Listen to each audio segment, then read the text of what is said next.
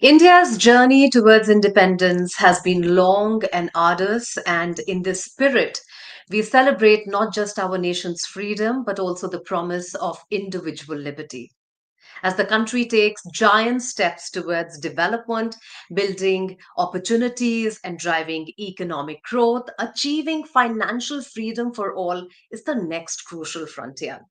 Hello and a very warm welcome to everyone joining us for Aditya Birla Sun Life Mutual Fund Nivesh Mahakumbh 2025, a one-of-a-kind investor awareness initiative launched by Aditya Birla Sun Life AMC Limited in association with Hindustan Times, designed to help thousands of Indians take charge of their financial future. Well, India is currently the world's fourth largest economy and is projected to continue its robust growth with a real GDP growth rate of around 6.5% for the current fiscal year. Now, this sustained momentum presents an unprecedented opportunity for us to secure our financial well being, and this event is your guide. The core theme of today's Mahakumbh event is freedom to invest, power to grow, and it is aimed at empowering every Indian with the knowledge to navigate the complexities of modern financial markets. And today, what do we have for you? Well, we have brought together a diverse cross section of financial experts and leaders from the banking, financial services, insurance sectors. And through a series of engaging panel discussions, there's a masterclass as well and keynote chats. These experts will share crucial insights on the very fundamentals of smart investing. So, without further ado, let's start with an opening note from Siddharth Dumani, Head Investor Education and Distributor Development at Aditya Birla Sun Life AMC Limited. Siddharth, welcome. The virtual stage is all yours. I hope you're doing well. I'm doing very well, and thanks a lot, Mukta, and hope I'm audible. Yes, Yes, so sir, you are. thank you so much. Uh, a very good morning to everyone. It's truly a privilege to be here amongst all of you for the 51st edition of Aditya Birla Sun Life Mutual Fund's Nivesh Mahakumbh. A very warm welcome to all of you who've joined for this really special event, and especially all our valued investors, and of course, our future investors also, and my colleagues from Aditya Birla Sun Life Mutual Fund, and especially our trusted partner at HD Media. The introduction you just heard, so beautifully captured by Mugdha, it captured the theme of Nivesh Mahakum so well, and that is the freedom to invest and the power to grow. This is more than just a theme for us, and in fact, it's at the very heart of Aditya Birla Sun Life Mutual Fund. For over a decade now, this has been a mission, which is simple, but at the same time very powerful. I'm sure that this is the dream of all of us, and we really share this. And a big question, which is always in our mind at every stage of life, is that the money for which we work for, uh, is it working equally harder for us?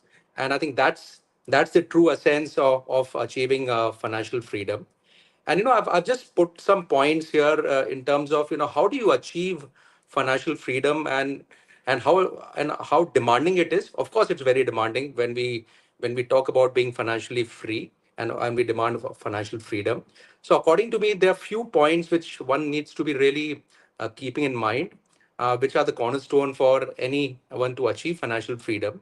The first one, according to me, is choosing long-term freedom over short-term comfort. Extremely important. Secondly, invest regularly, and especially in uncertain markets, which we are experiencing currently. More importantly, avoiding lifestyle traps and saying yes to financial discipline, extremely important. And last but not the least, one has to stay motivated in this journey. And I'm sure you have to break your life in the next 10 years, 20 years, and 30 years from here and now. So this is precisely how we created Nivesh Makum, where we are very happy to share that this journey is about empowering every common Indian like you with the knowledge, confidence, and discipline to take charge of a financial future, which is extremely crucial. And today, as it stands, as industry's largest investor education initiative. And just to share with you, over the last 11 years, we've conducted more than 17,000 programs across the country, directly educating more than 1.2 million investors. And especially, this has reached to more and more of Indians by in the association what we had with HT Media, where we've touched more than 5 million Indians through print and digital platform. And of course, this is a mission which we're very, very happy and proud about. And of course, want to take it forward for many, many years from here on. And just to share, Aditya Birla Sun Life Mutual Fund is in existence for the last 30 years, and we manage approximately 4.2 lakh crores of assets and having more than 1 crore investors. And what we realize is that that no investor is the same. And there's a saying that that one size fits all. That term does not apply when it comes to the investment journey. Each one of you is unique, and I'm sure all of you will agree, with a very, very distinctive financial goal. And just to take an example, the investment needs of a young professional in the gig economy may be very different to someone who's planning for his retirement for a secure future. A women investor may be different to someone who's navigating uncertain geopolitical environment. So it is with this understanding that shapes the content and experiences what we curate at Nivesh Mahakumbh, which we are so happy that you're attending on this Saturday morning. And we strive to ensure that every participant finds knowledge that is practical, relevant, and more importantly, very empowering. And as Mugdha just mentioned, that today's sessions are very power packed and very insightful. So after my address, we have a very special person and very famous personality in the industry, and more importantly, our MD CEO, Mr. A. Balasubramanian, a veteran in the mutual fund industry, and I'm sure his keynote address will give you a lot of insights which are really invaluable. And after that, as promised, we have really engaging and very power-packed panel discussions. There are in fact three of them. And the first one, very important in these times, is how does one build a resilient portfolio, especially navigating to global volatility with smart mutual fund investment strategies. The second one is investing in the age of gig work. And this is a big trend today, where clever financial planning for those with variable income streams. The third one is the golden advantage for women, how women can leverage gold for financial empowerment. And last one, extremely important, is a masterclass which we'll be having, which I'm sure you're going to just cherish, and the insights and experiences what are going to be said on balance advantage funds. So without further ado, let's begin the event. And once again, thank you so much for attending it. But before we start, and let's rise for the national anthem as a mark of respect to our country. So I'll request to the moderator to play the national anthem, please. Thank you so much. जनगण मन अधिनायक जय हे भारत भाग्य विधाता पंजाब सिंध गुजरात मराठा द्राविड उत्कल बंगा विंध्य हिमाचल यमुना गंगा उच्चल जलधि तरंगा तव शुभ नामे जागे तव शुभ आशीष मांगे गाहे तव जय गाथा जन गण मंगलदायक जय हे भारत भाग्य विधाता जय हे जय हे जय हे जय जय जय जय हे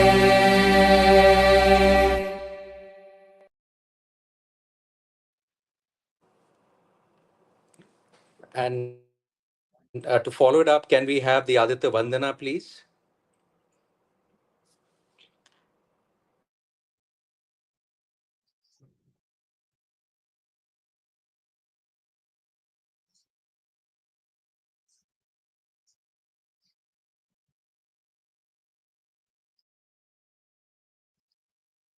Can we have the Aditya Vandana, please?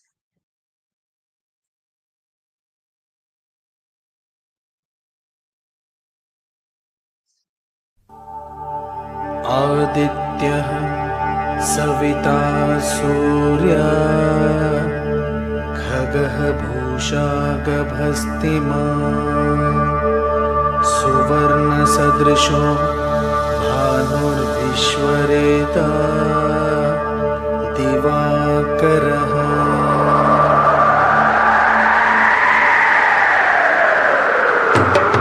तप्तच्चामि कराभाय हरये विश्वकर्मणे नमस्तमो विघ्नाय सुजये लोकसाक्षिणे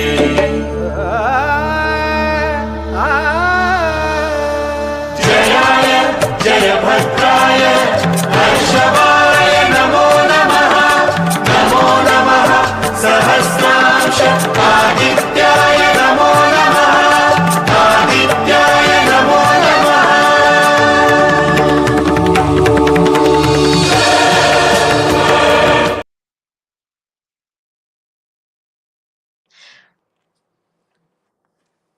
Thank you so much. Thank you And so Mugdha, it's much. over to you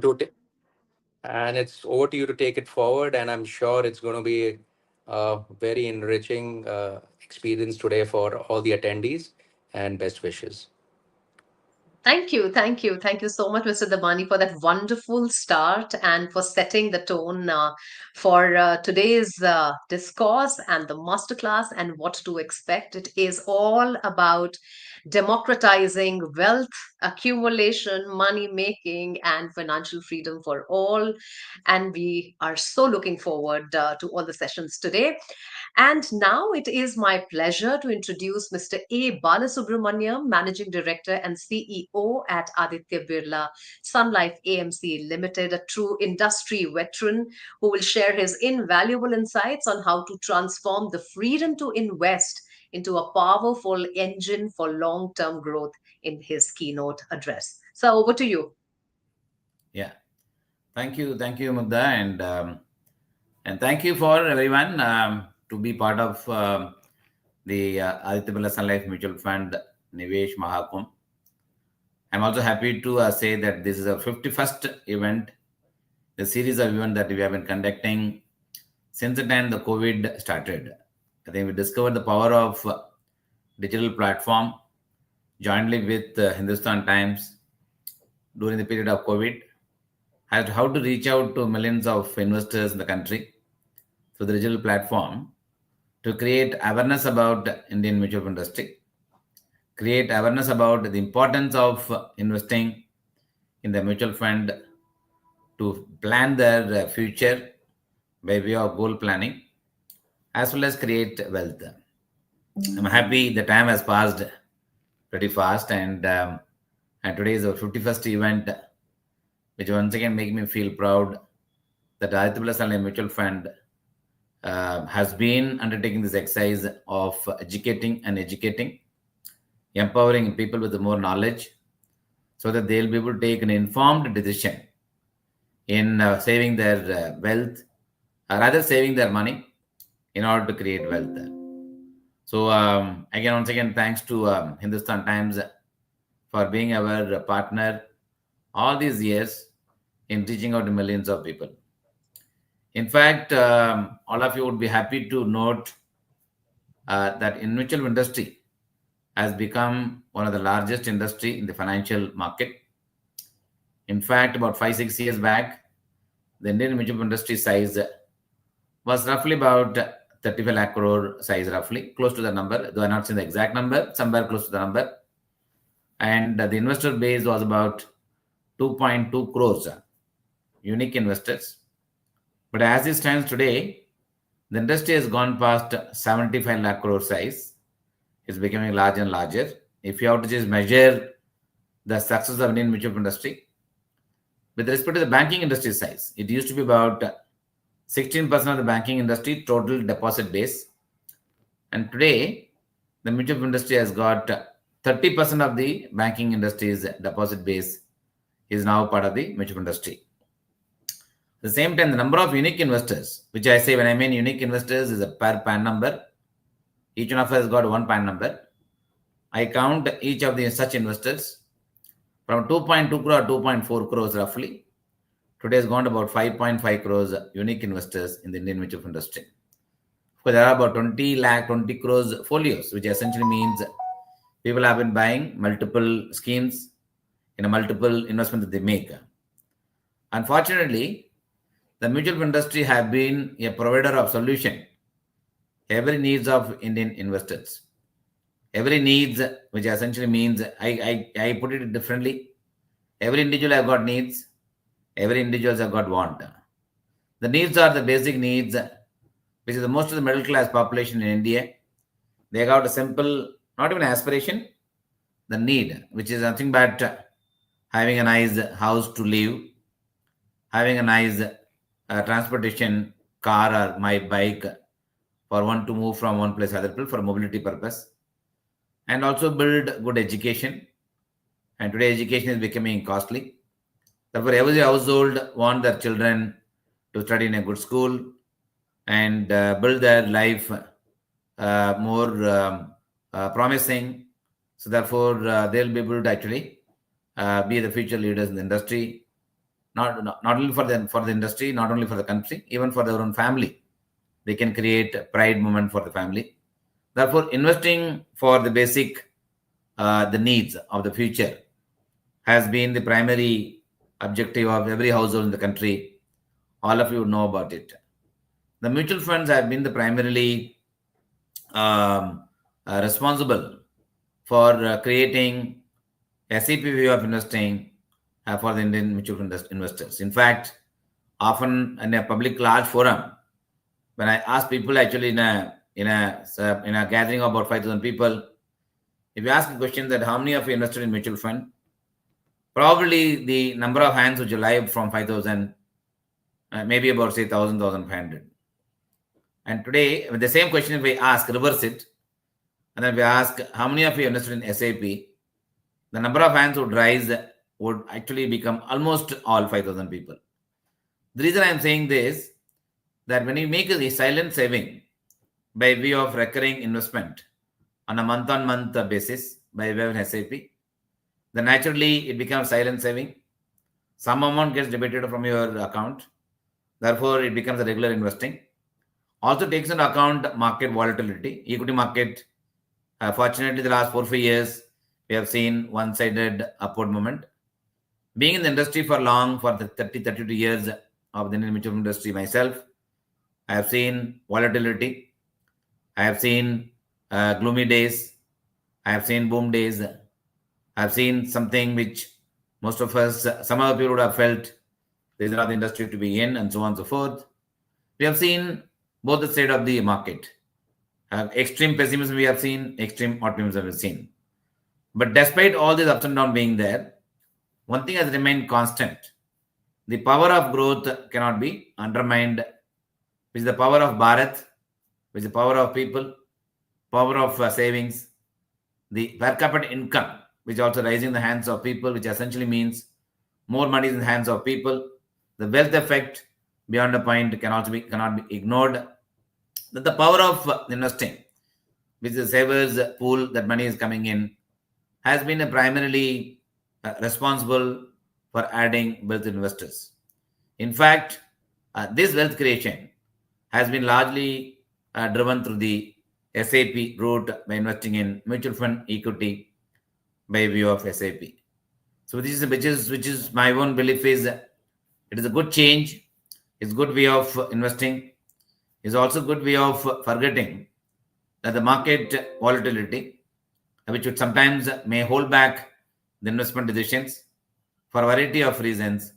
Therefore, SAP way of investing become the way of investing for Indian mutual fund industry have been the big change, I would say, in the last 5-6 years, which in my own belief will continue as I speak. There are a lot of uncertainty that still around India, around the world, on multiple aspects, right from tariff to geopolitical risk. This thing remains. What remains constant even today, the aspiration to grow India's growth to rate about say 6.5 7%.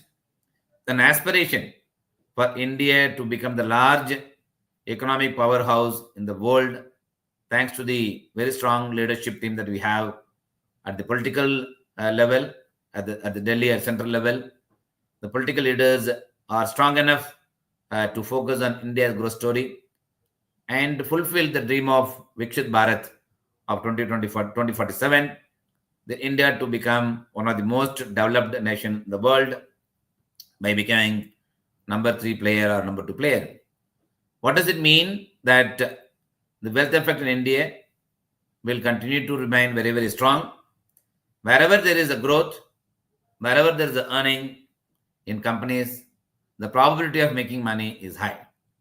And wherever cost of capital is low, when I mean cost of capital, is nothing but interest that the vyaj that one gets from banks is coming down. And at the same time, Reserve Bank of India and Government of India have extremely focusing on growth.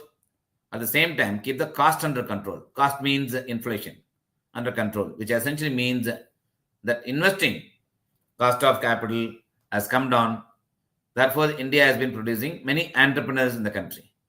So there are more entrepreneurs coming in, more competitive pressure is coming in between states, the growth becomes certain. At the same time, the cost of certain basic needs also increasing. I think one of the costs which all of you would feel would agree, which is the educational cost. And today, education cost, leave aside government-owned schools, wherever there is as you pass out from 10th or 12th, the cost of education goes up quite significantly, which essentially means that one has to focus on long-term savings. Aditya Birla Mutual Fund, when we started off the Nivesh Mahakumbh, both digital and physical and phygital format, which is basically a physical presence that we have been undertaking across the country. And jointly with Hindustan Times, we have rolled out many such initiatives in the past, and that we believe that will continue to remain at the same time when the world is changing, when the need for people to invest rising. At the same time, complexity in the world like today, what I just mentioned about earlier, when the complexity also keeps rising it, but we need to also keep extreme amount of optimism, trust, at the same time, the discipline of investing of your hard-earned money to generate the necessary return over a period of time. I think first of all, saving is very important, and saving continuously important, and saving with the focus. What is the purpose for which I'm investing? Which is nothing but a goal, and keep that in your mind often, again and again. Remind yourself, I'm investing the money. Hukarpur, I have to invest in this money, and Hukarpur, I should continue this money by way of discipline investing in order to fulfill my own dream, more than dream, my own needs that would arise in the future, for which the discipline of investing is, I think, most important. And we at Aditya Birla Mutual Fund is extremely keep reminding ourselves. See, when my own belief is investing, saying is easy, but continuing is difficult. Therefore, we constantly remind people that investing at regular interval is extremely important. That's something we as a fund house is extremely dedicated to keep reminding ourselves the simple stuff again and again in order to actually make every investor in the country not only help them fulfill their need in the long term, as well as create wealth. And lastly, the mutual fund over a period of time have now become the primary investment vehicle, which essentially means, when I mean primary investment vehicle, that often the Indian investors, all of us, right from myself and most of the people, when it comes to the question of money, they first think about banking, FDs, and keeping money in savings account, and so on and so forth. Then actually you look at gold, then you could real estate, then comes the mutual fund, then insurance, and so on and so forth. So as time progressed, one can't ignore the rising cost of living. Second, one also cannot ignore the power of compounding, which comes by way of investing in the market. When I mean companies, so all of us, an individual, cannot create company by ourselves unless we have a big vision. But all of us will work for good companies which generates profit for meeting employee salaries, then creating shareholders value. I think both of them happen, right? I think one is create employment, other side they make the government of India and its respective government also become richer by of taxes, and finally the profit get finally accrued. It also add value to shareholders. There are many companies in the market of such companies, the old companies, the new age companies are also coming, ultimately creating shareholders value. When India as a country, when it becomes larger and larger, the shareholders value creation will also become real. Therefore, participating in the shareholders value creation is the best route that comes actually the mutual fund for every citizen of the country. The best way to participate in India growth story is by investing in mutual fund and equity schemes. And having said that, mutual fund over a period of time have now become the solution provider. I think it provides solution for every needs. If somebody says that I don't want to take risk and therefore I'll invest, I'll keep my money safe, want to protect my capital. At the same time, I'm okay with smaller return, but as long as my money remains safe, which is nothing but a liquid fund, which is money market fund, liquid fund, what do you call it. So there are a series of funds that provide the opportunity for such investors, such considered investors.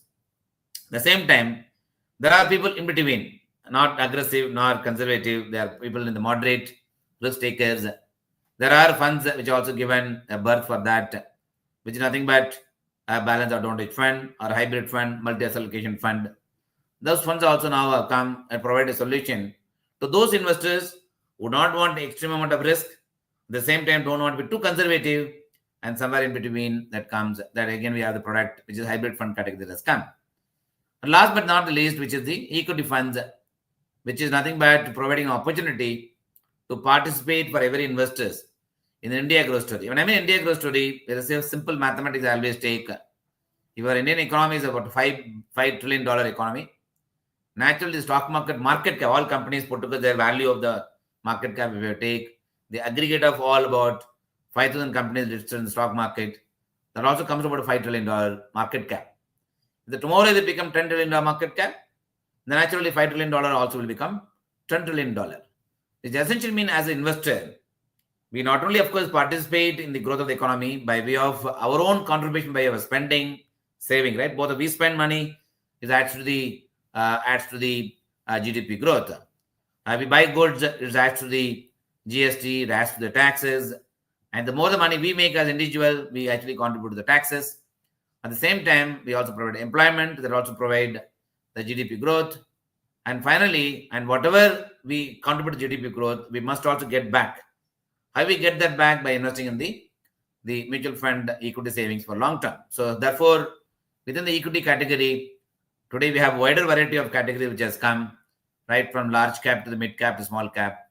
Therefore, from investors' point of view, the mutual fund over a time of period, beautifully curated product that can meet the every needs of the investors. Today, the needs of the investors could be many, but every needs of the investors could be met out of investing in mutual funds. That's the beauty which I think mutual funds are offering today. In fact, I was privileged to hear the new SEBI chairman talk at the Amphi event and the AGM with about 2 weeks back. I think he made two interesting statements, which is the mutual fund SIA, which we created in the year 2016 in order to drive the mutual fund vehicle, is the most trustworthy vehicle for long-term investing. It has not only, of course, played out well, it also created a deep impression in the mind of people to put their hard-earned money in mutual fund for long-term savings. Therefore, he made a statement that mutual fund sahi hai and mutual fund jaruri bhi hai. So therefore, it actually has to jaruri bhi hai. Today's, as I mentioned earlier, the needs is jaruri hai. In order to fulfill the needs, mutual fund jaruri hai. Second interesting that he made, which is mutual fund is not only the right choice, it's also a default choice, which is nothing but making the mutual fund, whether it is need, the question of discussing whether a mutual fund should I invest, not invest, that question doesn't arise. It becomes a default choice. I call it the primary investment vehicle. I call it the primary investment vehicle. Therefore, the mutual fund now over a period of time become a primary investment vehicle. And I'm sure all of you attending this session, listening to various line of speakers, which Siddharth mentioned yesterday. Siddharth mentioned today in the opening address. At the same time, there is a line of speakers who also been arranged. In fact, there is one special session which I learned that we have organized, which is the woman panel. And today, if you look at the investors, we have Gen Zs, we have old age people, we have people in the age group of 45 to 50 who want to plan for the retirement. We have the people in the age group of 2025 getting into the job. He wants to invest for the long-term savings.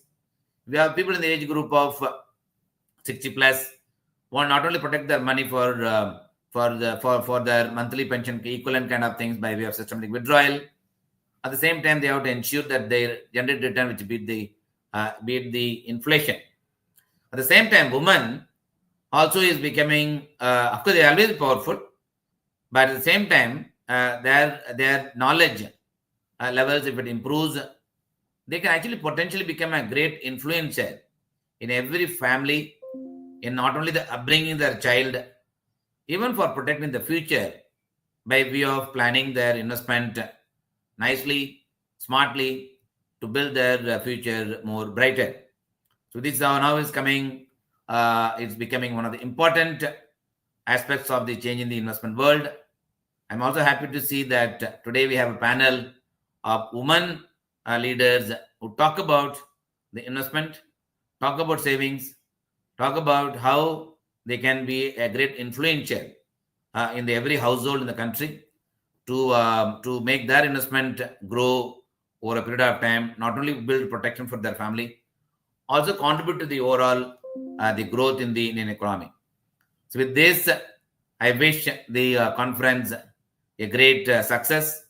And I'm also very sure that at the end of the session, the learning curve for each one of you will go up so much. As a result of that, those who are investing in Indian mutual industry, they'll continue to make investment. Those who get more income, they'll continue to increase their investments in the mutual fund. Those who are not invested, they'll at least start investing in mutual fund. As a result of that, we actually we make an attempt to have 100% Indian citizen to become the mutual investors.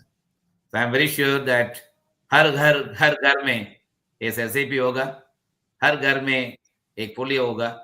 So we at Aditya Birla Mutual Fund will be extremely committed to help investors to save their money and generate wealth over a period of time. And thank you and wish you all the best for the conference. Thank you. Thank you. Thank you so much, Mr. Balasubram. Always such a pleasure listening to you. Deeply appreciate those perspectives that inspire us to think bigger, act bolder, and build futures that endure. Thank you so much, sir. Thank you. Thank you. Well, on that note, now we are ready to dive into our first panel discussion of the day, which is called Building a Resilient Portfolio, Navigating Geopolitical Tides with Smart Mutual Fund Choices. Now, the global economic landscape has come a long way from multilateral cooperation fostered by the post World War II Bretton Woods Agreement, which aimed to prevent a return to destructive trade wars and competitive devaluations of the 1930s. However, with its dissolution in the 1970s and subsequent geopolitical shifts, we have now entered an era where tariffs, trade disputes, and even wars have brought volatility and new challenges. So, our first panel of the day will serve as your essential guide to navigating these uncertainties. We will delve into how these macroeconomic factors create both risks and opportunities alike for investors. And our experts will discuss how to strategically use mutual fund categories such as international, sectoral, and diversified funds to create a portfolio that can withstand the test of time and volatility. Now, they will help us understand the direct and indirect impacts of global events and how to make informed decisions that protect and grow our wealth. Please welcome our distinguished panelists for today's discussion. I am very happy to have on my panel Kaustubh Gupta, co-head fixed income at Aditya Birla Sun Life AMC Limited, Gurmeet Chadha, co-founder and CEO at Complete Circle Capital Private Limited, Pranjal Kamra, CEO at Phenology Ventures Private Limited, and Shogata Bhattacharya, economist at the Center for Policy Research. Gentlemen, I am so happy to see all of you this morning. Thank you for your time.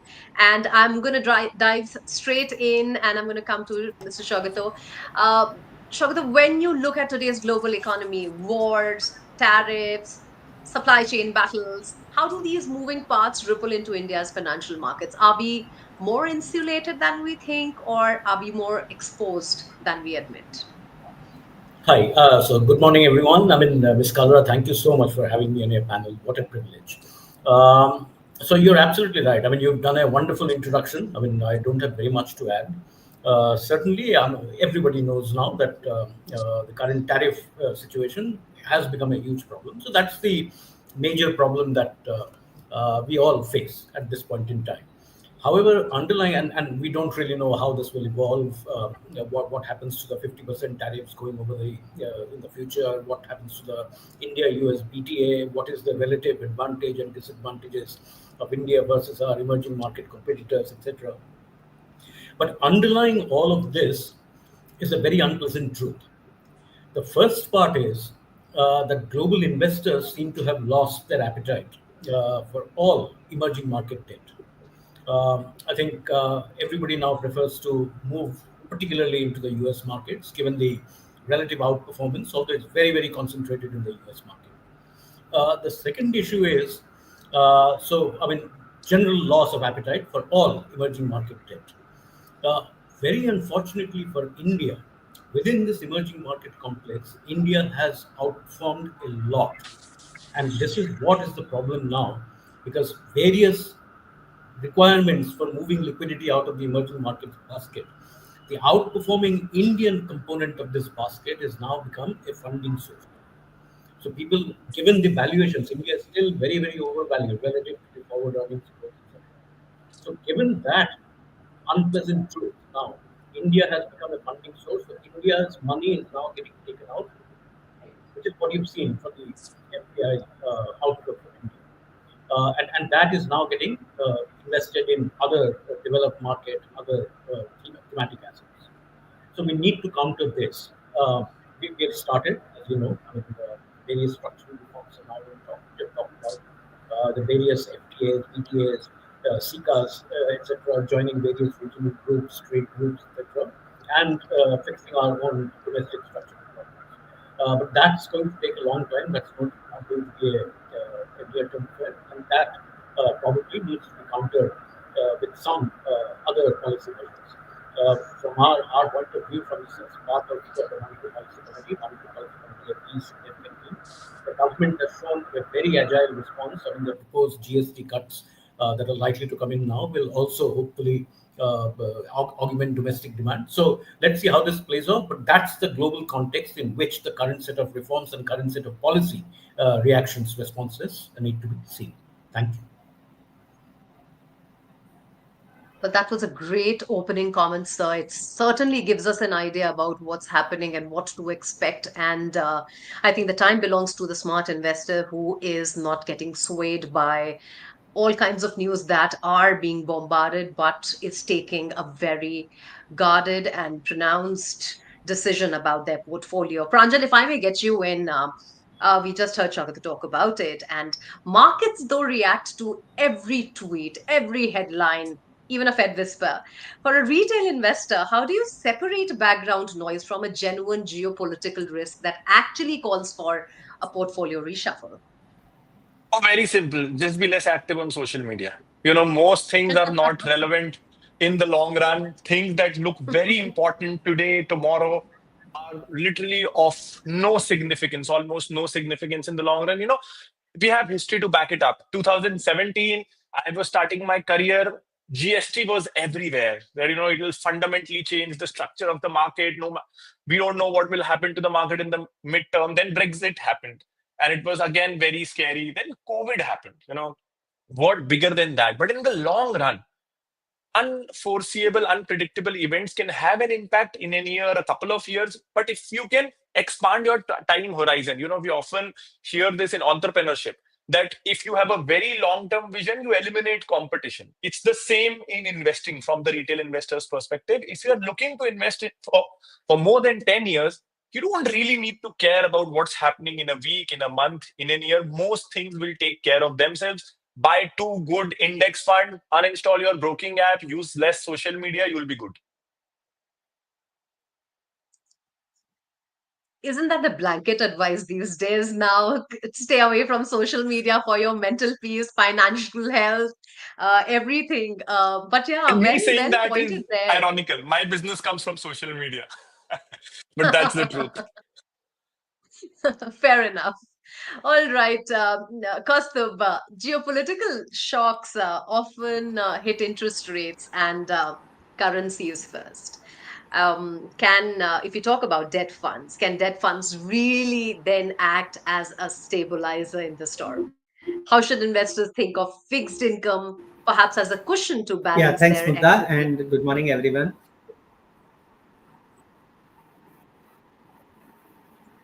Yeah, thank you, Mugda, and good morning, everyone. Thanks for this opportunity. Yeah, you are right that we are in the mid of some bit of a geopolitical tectonic shifts, and which is leading to a lot of volatility in currency markets and, in fact, across all markets. And your question is right that in these times, generally people or investors want some bit of assurity, and fixed income is clearly the first choice, at least from fundamental perspective, should become be a stability beacon. Now, answer to this question is that there are two response. The first is the short-term response, and then is a medium to long-term response. In the short term, because of these uncertain times, it leads to currency fluctuation, and of course, policymakers at the inception they try to raise their guards of protection against these external episodes of external instability. Initially, it leads to all assets leading to some bit of drawdowns, or you can say some bit of um, at margin investors worrying, except the cash and very short term investments, which are not too much swayed with these uncertainties. But as the dust settles, what policymakers' response usually come is some bit of support either in fiscal or monetary terms. Given that India, as of now, is running very prudent macroeconomic policies, and recent rating upgrade by S&P is one of the, I would say, testimony for it. I think even in the current episodes, once the tussle around the tariff settles down, the local policymakers will rush to provide support to local growth, which is seeing headwinds clearly. And in that scenario, what we expect is that monetary policy do have a lot of space given that our inflation is not meaningful high. In fact, it is running below the targets, and nominal growth is slowing pretty fast. In fact, it is a worrisome level, barring COVID year. It has not been such low level. So in that, I think over medium term, debt funds will make lot of compelling case to diversify your investment allocation at margin in these testing times. If you look in past, somewhere in 2013, 2018, the initial support from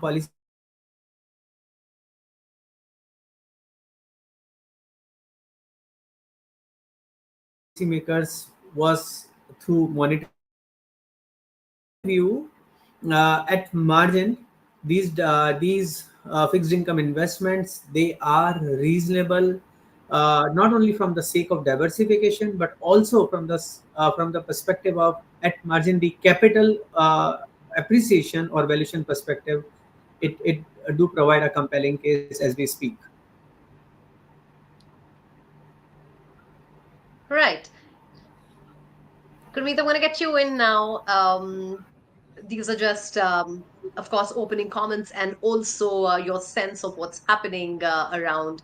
And as your fellow panelists have spoken about some of the issues now, many investors, Gurmeet, stay glued to home turf.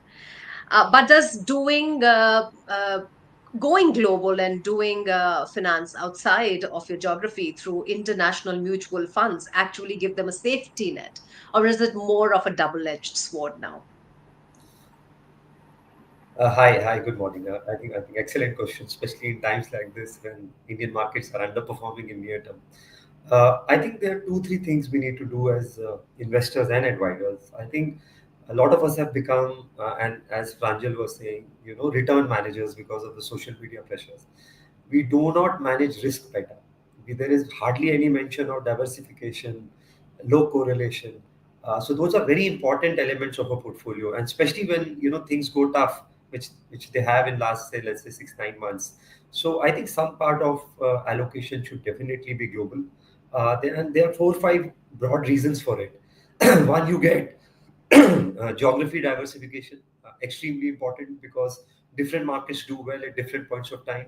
So, for example, if you see last 1 year, S&P 500 is up 16%. You have Hang Seng, which is Hong Kong index, up 40%. You have DAX up 30 35%, and you have Indian markets almost flat. So it gives you geography diversification. It to a certain extent insulates you from currency fluctuations as well. Third, more importantly, you get exposure to companies which are not in the home turf. So, for example, India has hardly any play on semiconductor chips, for example. There is hardly any play, let's say, on AI in terms of on the listed space. In terms of there are a few plays, but very limited plays. There is hardly any big social media giant which is listed. Let's say, for example, TSMC, which is in Taiwan, makes like 90, almost 80 90% of in terms of chips, they are designed by NVIDIA. So you get plays on companies which are not listed here. And last point, more importantly, I think if you can align it with your goals. So, for example, in a family, let's say a child has to go overseas for education, and let's say you say 1 crore or 2 crores is the expenditure you foresee happening over the once that stint takes off. So, some part of the portfolio, whether it is 5%, 10%, 15%, can go towards that in dollars. And not only just international funds, Mugdha, I also think in an environment like this, some exposure to commodities is also important, especially the precious metals. So, a balanced portfolio is extremely important, which covers all of this. And most importantly, see low correlation.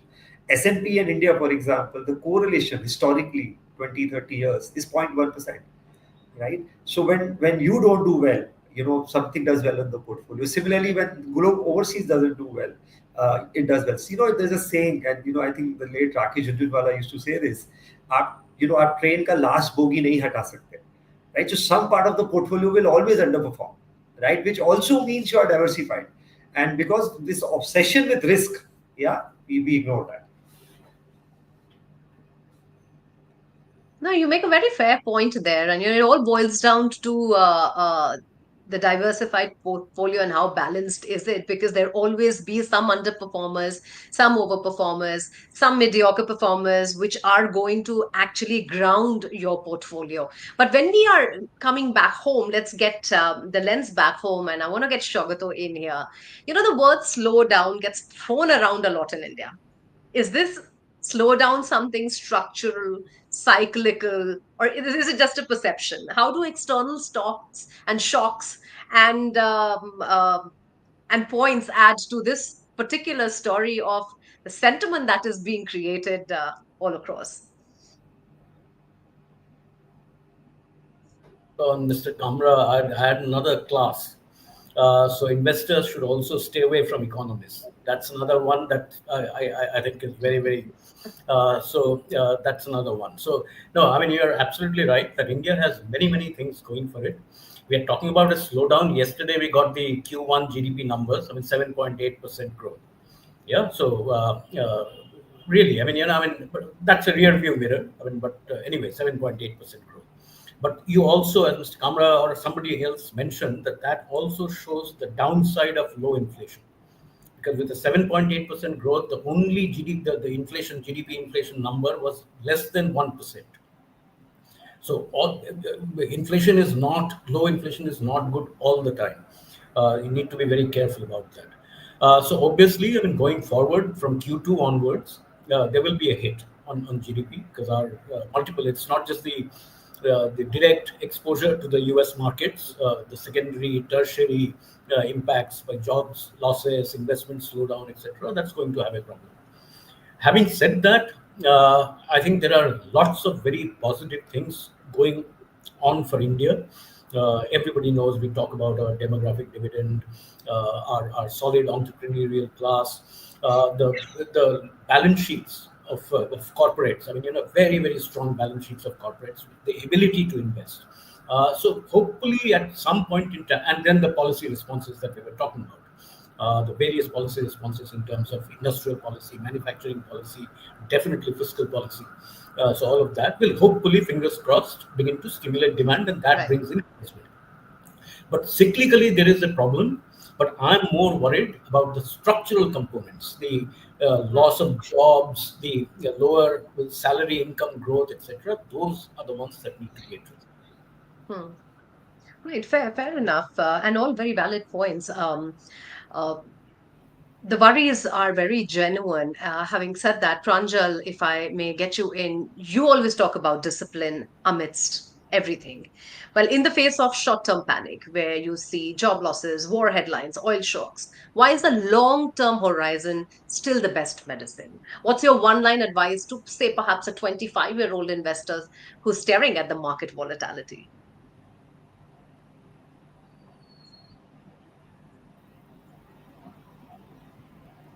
Is the question to me? Sorry, I lost connection for a second. Yeah. Pranjal, the question was Okay. to, were you able to listen in? No, could you please repeat? I'm so sorry.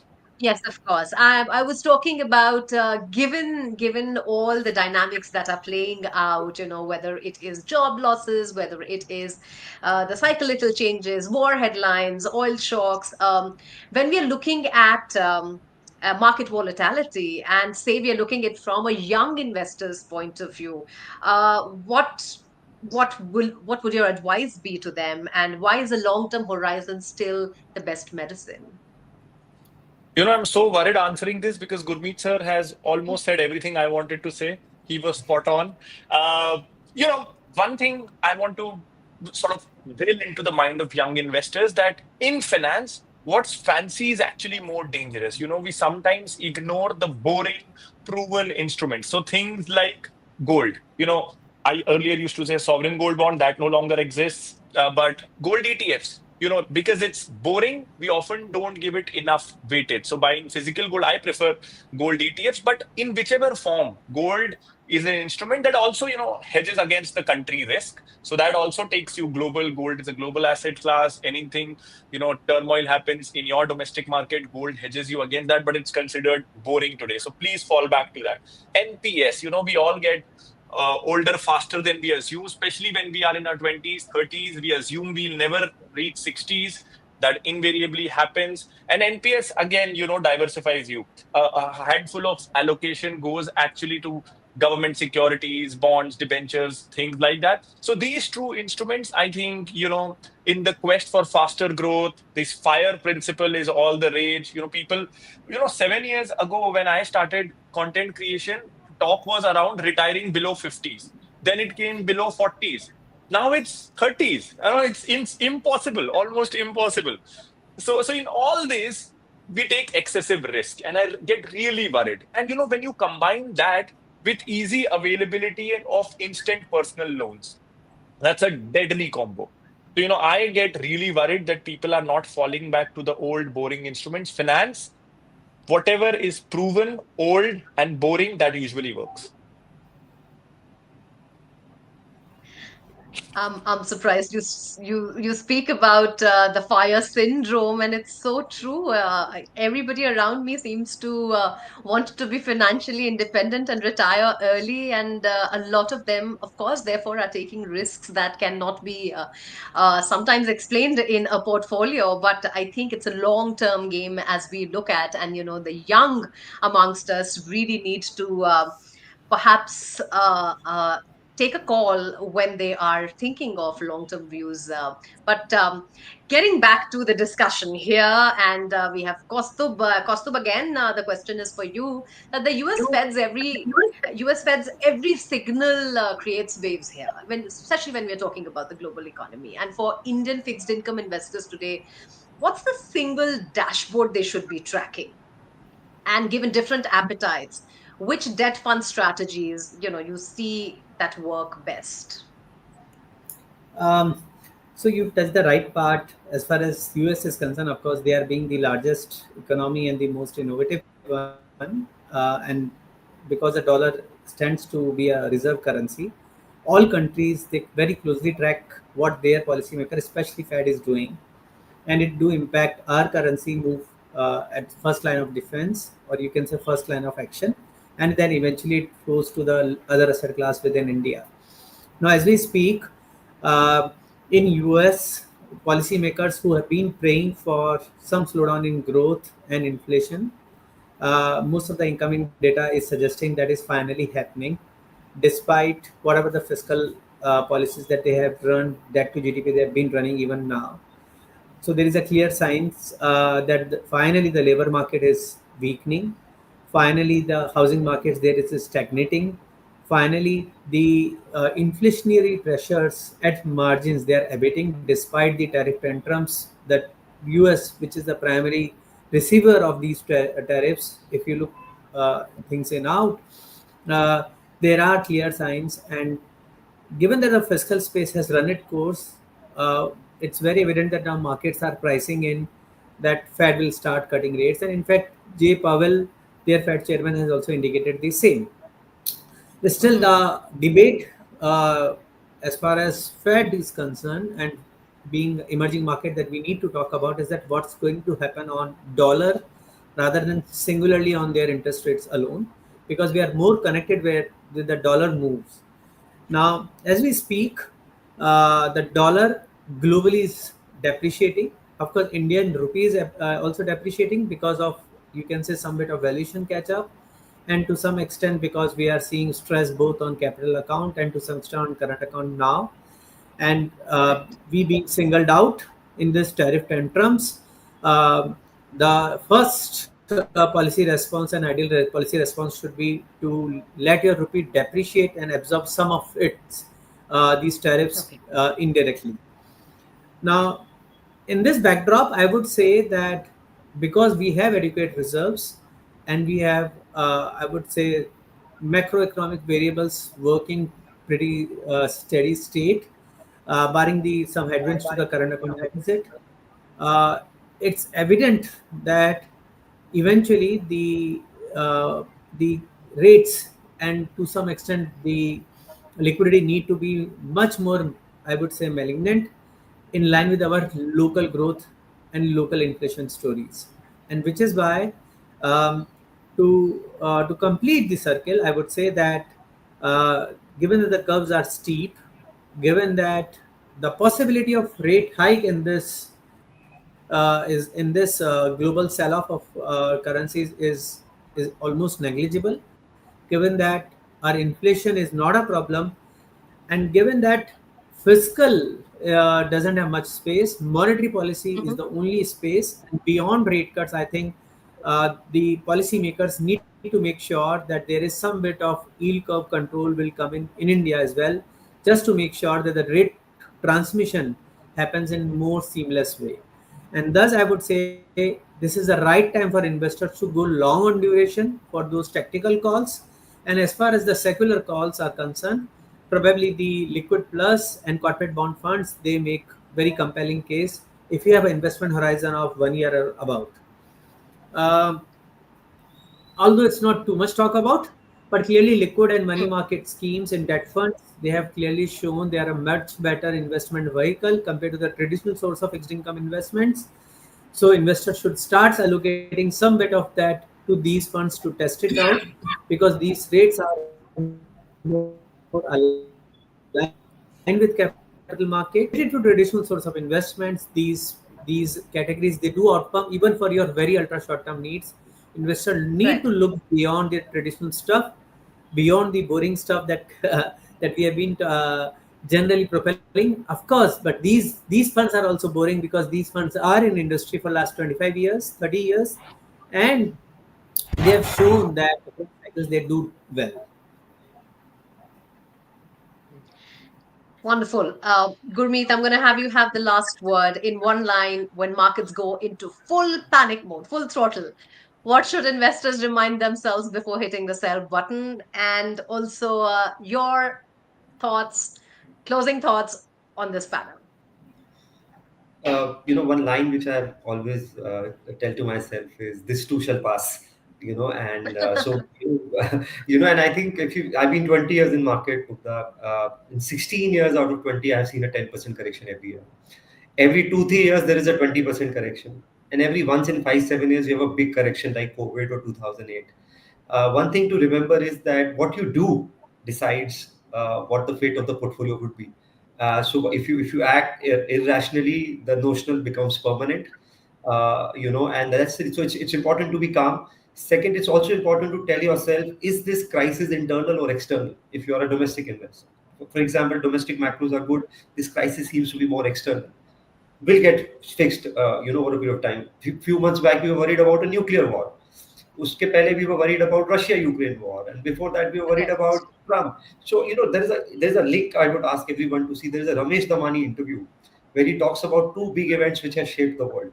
One is the fall of Berlin Wall in 1989, and second is 5th November 2024. Election of Trump. I think that link I would want everybody to go through it to get you a bigger perspective there. One last point which I wanted to Right. make Hmm. is that I had a client who called me and saying, Gurmeet, COVID, everybody would die.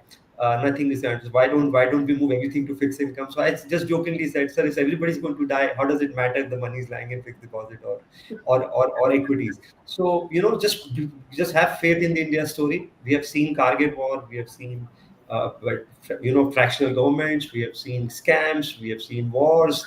Anything that could go wrong has gone wrong in 20 years. And despite that, I think the India story is compelling. So just keep the faith. And as I said earlier, this too shall pass. Wow, I think I couldn't have had a better note to end this panel on. This too shall pass, and anything and everything that could have happened has happened, and we have come out of it. Thank you, gentlemen. Thank you, all of you, for taking time out and for giving those valuable insights. This has been wonderful. All right, now I have to go towards the next panel, but before we go there, I have something very interesting for you. Um, Imagine playing a game that not only entertains you, but also teaches you the basics of smart investing for every stage of your life. Fingo MF by Aditya Birla Sun Life Mutual Fund is that one of its kind simulation based platform that is designed to help you plan for your financial goals in a gamified way. Let's have a look.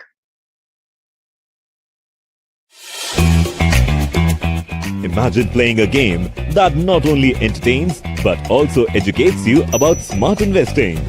Well, now you can. Introducing Fingo MF, a unique simulation-based investment gaming platform by Aditya Birla Sun Life Mutual Fund.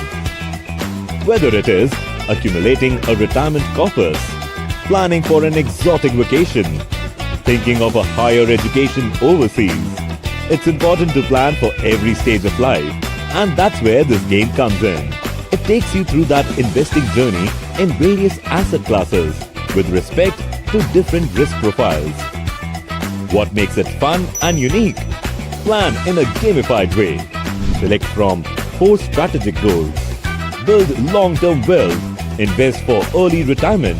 Plan for major purchase. Save for kids' education. Play quizzes to test your knowledge. Engaging questions to boost your financial knowledge. Scan the QR code to get started. An investor education and awareness initiative of Aditya Birla Sun Life Mutual Fund. Mutual fund investments are subject to market risks. Read all scheme-related documents carefully.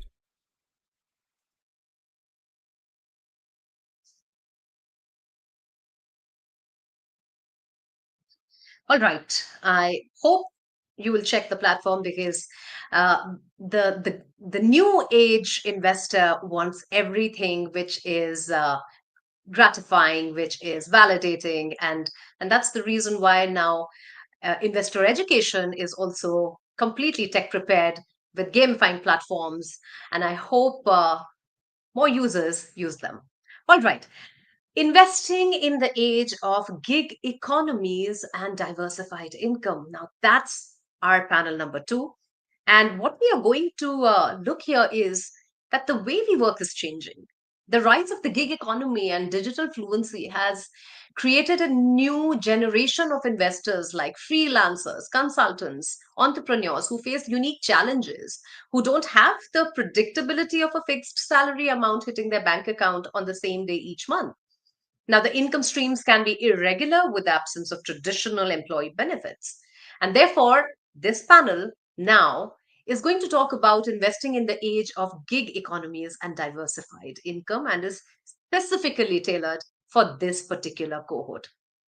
And the panel today will offer practical, actionable strategies for creating a disciplined investment habit, leveraging flexible digital platforms, and building a solid financial foundation for your future, even with a diversified and non traditional income. All right, joining us now is my panel, Neil Borate, editor in chief at the FinPrint, Kunal Agrawal, founder and CEO of Credflow, Manish Jaloka, co-promoter and CEO at Photofin, and I'm hoping Chanchal Khandelwal, fund manager and senior analyst at Aditya Birla Sun Life AMC Limited, is also joining us soon. All right, welcome, gentlemen. And what it's absolutely my pleasure, and what a wonderful thing to have you see here. Join this very interesting uh, panel, because I find myself amidst a lot of people who are now pursuing their dreams in a very different way. Some of them are doing the they're going the entrepreneurial route. They are freelancing. Some of them are gig workers. They don't want to be tied down to the 9 to 5 of everyday routine. Some of them are wanting to retire early. Having said that, while this momentum is there, the financial portfolio and how it should be built is also now one big issue. Now, Neil, freelancers and gig workers, of course, don't get the comfort of a paycheck on the first. What are your top 3, 4 golden rules that every gig worker must tattoo on their financial life to stay stable despite irregular cash flow? Hi, Mugdha. Thanks for having me. So I would say a couple of things. One is that the level of uncertainty is much higher when you're a gig worker or a freelancer. You don't have that monthly paycheck coming in, and that changes your financial planning towards gearing up for that uncertainty.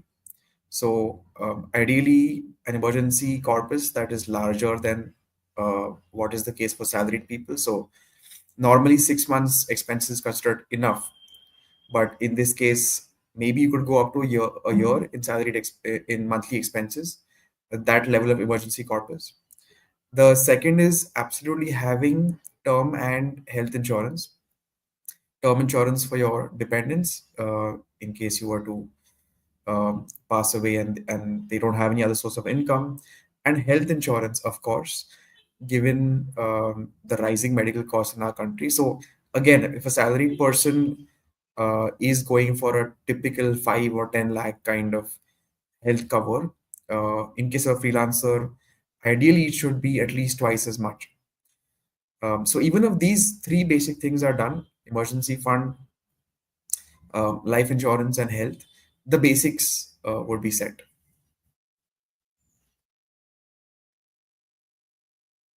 Neil, you make very interesting points there. And of course, we are now living in very different times. And health insurance and emergency fund, irrespective of whether we are occupied with a certain company on a regular basis, or we are building our own entrepreneurial journey, or we are trying to retire early. But all of these things matter because we are living in times of volatility, and nothing that we are doing right now basis our calculations is likely to stay the same way.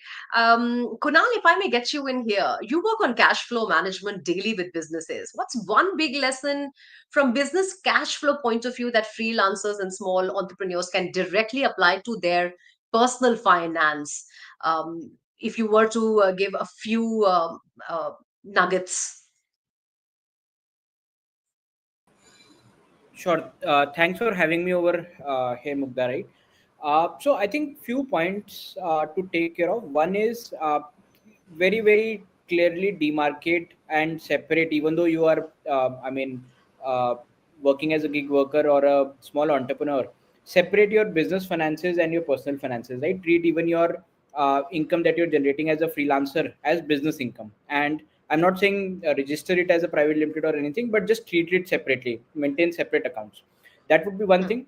Second, essentially to, keep a very, very tight ship with respect to how your cash flow is coming in and going out, right? So I see a lot of people struggling with the fact that they themselves don't know what are their receivables, what are their payables, um, how much money needs to be paid to vendors, how much money needs to come from different customers, right? And eventually this leads to a cash flow problem. So keep a very run a very tight ship on that. And it's very simple, right? Just having some basic Excel sheets. Whenever you're invoicing to a customer, keeping track of the aging summary when you have to receive those payments, and treating yourself as an employee to that business, right? And paying yourself a salary on first of month. Now, so for example, you are making say X amount of money, right? Just fix say a Y amount which is less than X as your salary, and keep paying yourself on a month on month basis, so that at least personally you are able to keep a very strong manage your expenses, manage your investment very clearly, and on first itself, or plan your investments in such a way that the first money which is coming into your personal account as salary, you're investing a significant portion of that as an investment, right? At least 20-30%, or maybe more, depending on how your what income you're earning and what your expenses are. Thirdly, maintaining a monthly cash flow, right? In terms of how much money you received, how much money went out, if there was a burn in the month or if there was a surplus in the month. And if there's a surplus, trying to, as a company, right? I'm talking about your company account which you're maintaining. Try to invest that into some liquid instruments like a FD or a uh, overnight fund or something like that, so that you are essentially making some treasury income there. I know it would be very, very Mhm. minimal, but at least separating it out and making some out income on that. And obviously, as a individual, treating yourself as an employee to that business, so that you are making income. And some tax saving hacks as well that you can employ, right? For example, maintain having an HUF or something, so that your income is separated and you are making separate tax savings on that. So these kind of things that you should ideally do, so that you are able to Right. maximize and improve your overall cash flow. Very, very fair points there. We'll also try to dissect some of them in more details during the course of the panel. But I am so delighted to have Manish and Chanchal join us. We were waiting for you, so very good to see your faces. Chanchal, if I may get you in here, we were talking about gig workers and we were talking about gig economy and how it is on a rise across stratas. And gig workers are projected to hit nearly 23.5 million by 2030. Now, from your research, how is this community actually investing? What are they doing? Are they risk takers? Are they conservative? Are they creating an entirely new pattern? What are some of the trends that you're seeing? Sure. Thanks, Mugdha. Thanks for having me here. Firstly, let me talk about gig workers. Today, they are around 10 to 12 million, right? Out of that, I would say less than 25% are investing today. And the reason, or having doing SIP, I would be happy if there are 25% actually, but my inbuilt fear is that 10 to 12% are actively doing SIP in a disciplined way. Rest 10-12% would be doing it in a month or 2 months, or they will not be doing it regularly. Now, idea is that if I break down their income, these gig workers would be earning anywhere between 25 to 50,000 a month, depending on the city they are in, and they would be saving less than 20% of their income, and that 20% requires a flexibility of taking out for emergency, and that emergency can be any time, any day of the year, any day of the month. So someone has to advise them as to where they can put money and how easily they can take it out. I'm sure there are a lot of platforms and a lot of startups trying to do that, but that's where the problem lies. Now, doing a SIP of 500 to 1000 rupees is a very good way to start. In fact, companies like, to name a few, the quick commerce companies, should directly have an inbuilt investment in their app, so that when the first of, as my predecessor was talking about, when the investment, when their salary comes or when they're paid every week, some portion directly goes to the investment, because then there is a discipline that someone is advising you, and there's an inbuilt platform within their app which can be used for investment. That's what they should be doing it.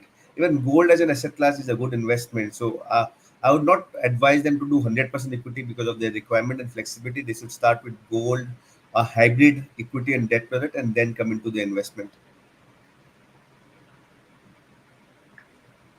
Very fair points there. Again, this is a whole new world to navigate these days. And with money coming in trenches, it's always about where should you be putting it? Can you put it in a systematic manner? Can you arrange it in a way that you're doing bulk payments? And a lot of times, people are doing multiple gigs as well, and they earn differently, right? Manish, अगर मैं अगला सवाल आपसे करूं, for someone who earns from multiple gigs, right? What's the simplest first step budgeting mantra to keep chaos away and still leave a lot of room to start investing as well? Because a lot of times it so happens, you will hear people give excuses that no, my money comes only in a big amount, say once in 5 months, or somebody says no, mine comes but it is very irregular because once the GST is filed, then it will come, then the returns have to be filed. So there is a lot of confusion with the gig workers. What would your advice to them be? Thank you very much for that question, Mugdha. I think as Neil and Kunal before me mentioned, that in a gig economy, it comes with great freedom, but it also comes with a big challenge. Like you said, the income always doesn't come in the same day or the same amount every month. Some months are great and others may be lean. So what do you do? How do you plan your money around this?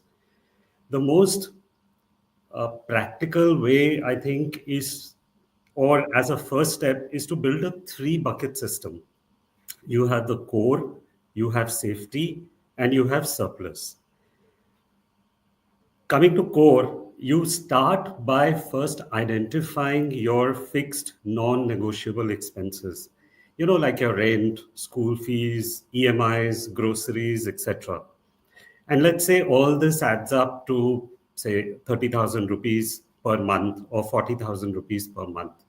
So as a first step, what you need to do is to set aside, whenever the money comes in next in chunky amounts, set aside or park at least 3 to 6 months of this in some fixed income bearing instrument like a liquid fund or a fixed deposit in a bank or ultra short term funds, bond funds, etc.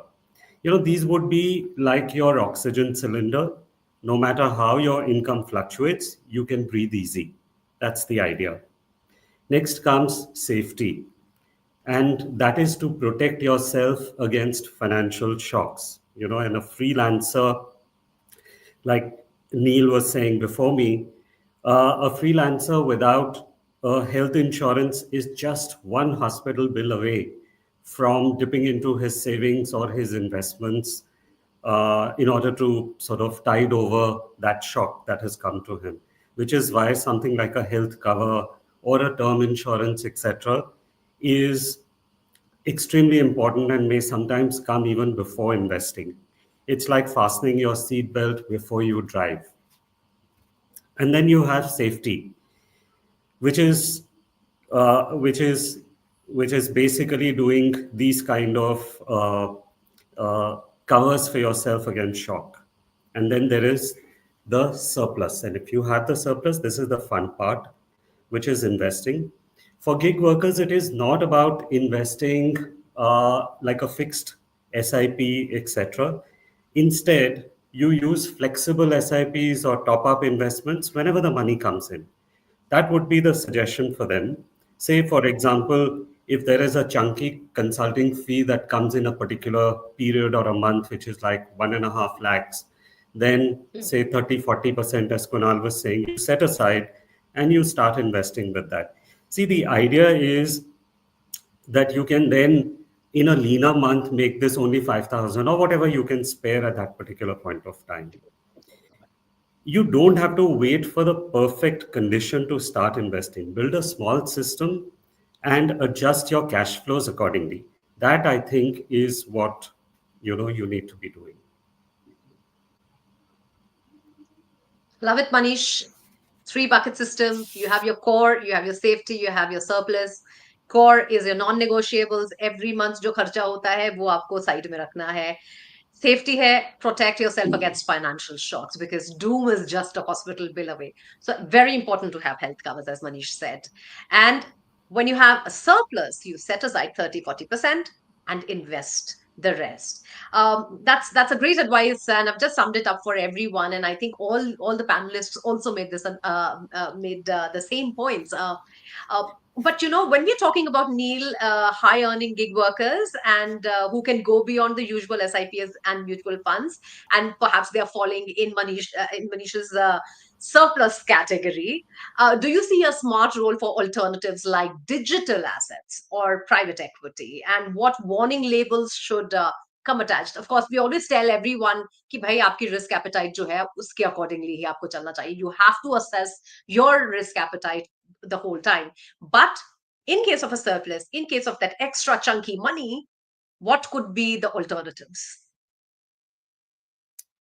So, if we talk about highly paid gig workers or freelancers, then yes, private equity, venture capital looks interesting up to a point, up to maybe 10%, 15% of the portfolio, not beyond that.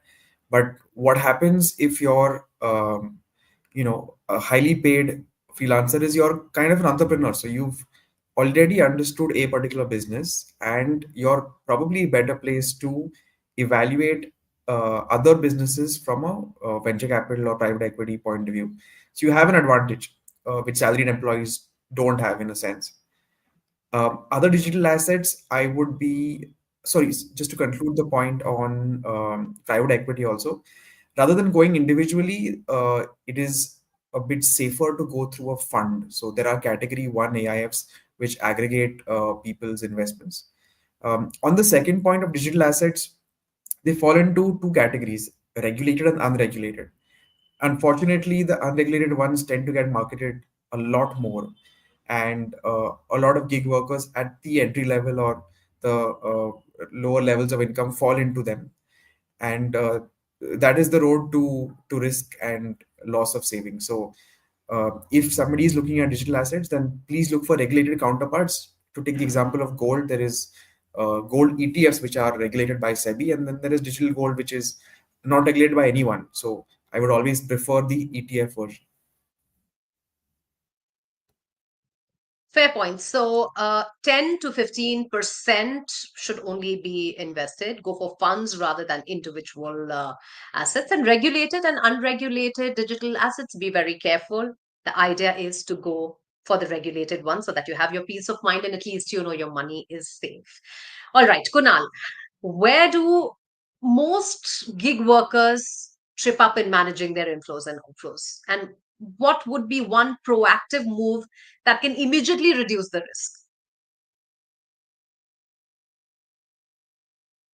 Kunal, you're on mute. Sorry. Yeah, so Thank you. I mean, few basic things, but I mean, not so basic, which a lot of people forget to follow and end up in situations which are not totally desired. One is essentially mixing personal and business finances, right? Keeping them separate. When I say business finances for a freelancer or a gig worker, essentially separate accounts, at least not even a current account, even a savings account would do, right? It leads to, I mean, complete proper visibility of your business cash flows and your personal cash flows, and that visibility is very critical for your own finance management, right? Second is not tracking your receivables properly. Essentially, if you are not collecting your due invoices, overdue invoices on time, uh, I mean, it's going to hamper your own cash flows. And the basic simple thing to do is having an Excel sheet of your invoices and their due dates, and proactively following up. I mean, India is a proper follow-up country, whatever we say, however big brands you're working with, right? Essentially, it's a follow-up thing. So you just need to, I mean, proactively remind your customers for your overdue invoices. Third, essentially having some cash reserves and buffer both in your business account and your personal account. As Neil and others also mentioned, right, at least 3 to 6 months of emergency fund, and similarly at least some basic buffer in your business account to cover for any working capital needs, right? You have to pay some freelancer that you are yourself working with or someone like that. So having some basic working capital buffer. Fourth, not over leveraging on credit, right? Essentially people end up in wrong bad credit cycles, overpaying in a month and essentially running into credit card cycles. Not do not suggested at all. And forecasting your cash flows, right? Essentially people don't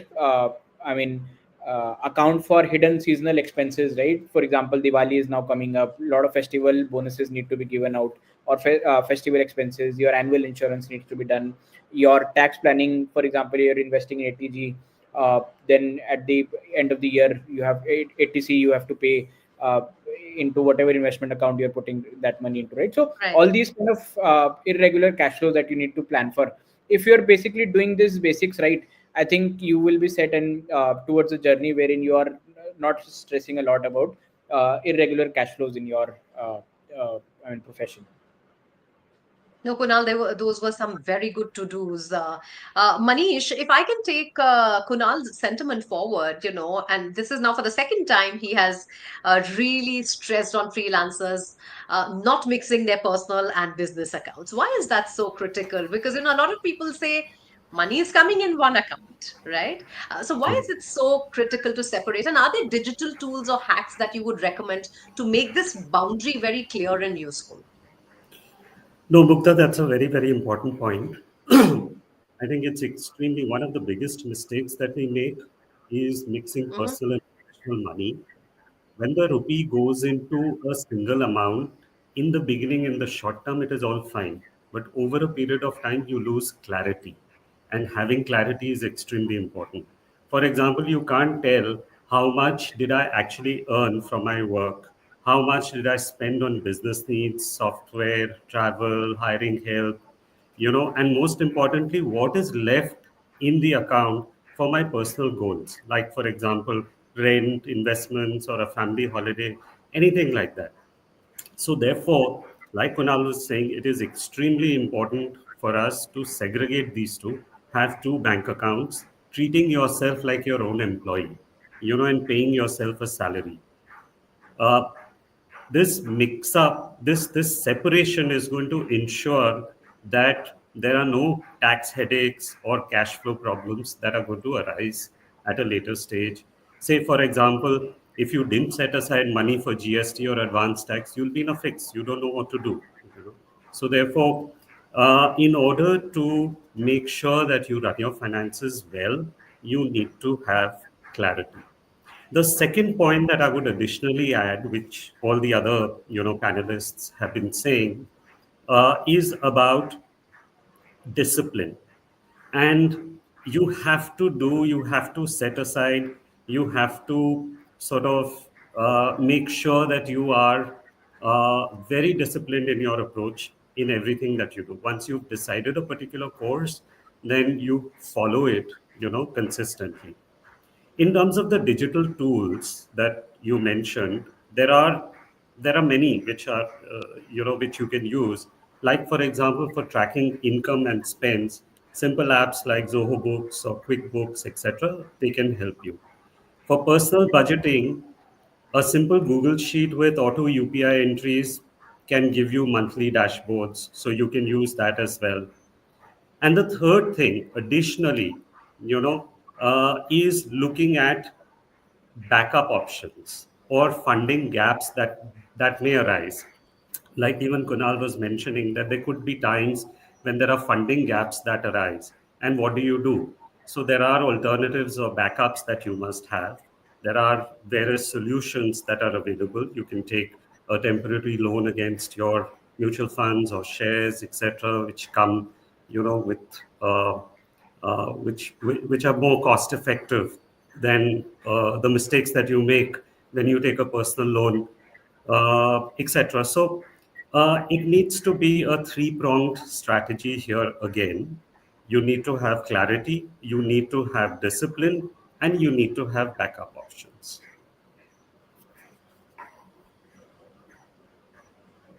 Clarity, discipline, backup options. And also, I feel this is where AI tools can step in as a silent partner, because you see AI powered apps today are automatically reading your bank transactions, classifying them as personal, business, and even generating instant dashboards. And it's almost like having a CFO in your pocket that is doing auto categorization of income, expenses, smart alerts when you're dipping into personal funds, tax ready reports at the click of a button. So I think as a gig worker also, I think you need to be digitally smart to be able to do this. All right, last question, Chanchal, coming to you.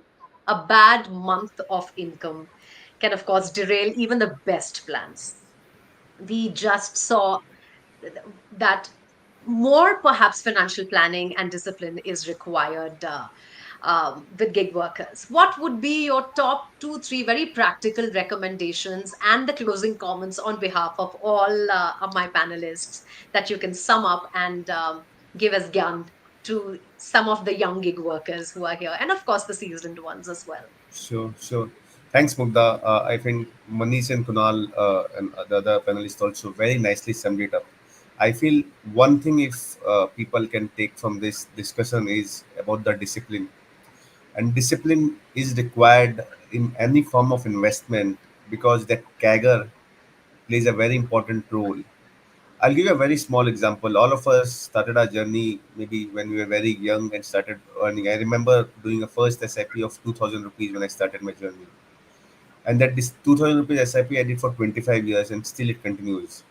So that small, and there's a friend of mine who started a SIP in debt fund of 1000 rupees because he was coming from a family where he said, even if 1000 rupees I put in debt fund, and after a point in time I convert that to equity or convert that to a different asset class, then it gives me flexibility. So couple of points which was highlighted in the discussion was that my core, I know what's my core requirement. 50-60% of my income will go to my core. 40% is where I can play with.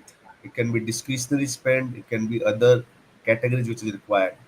The second important thing which comes is health insurance or mediclaim or different form of insurance, which is a backup for emergency need.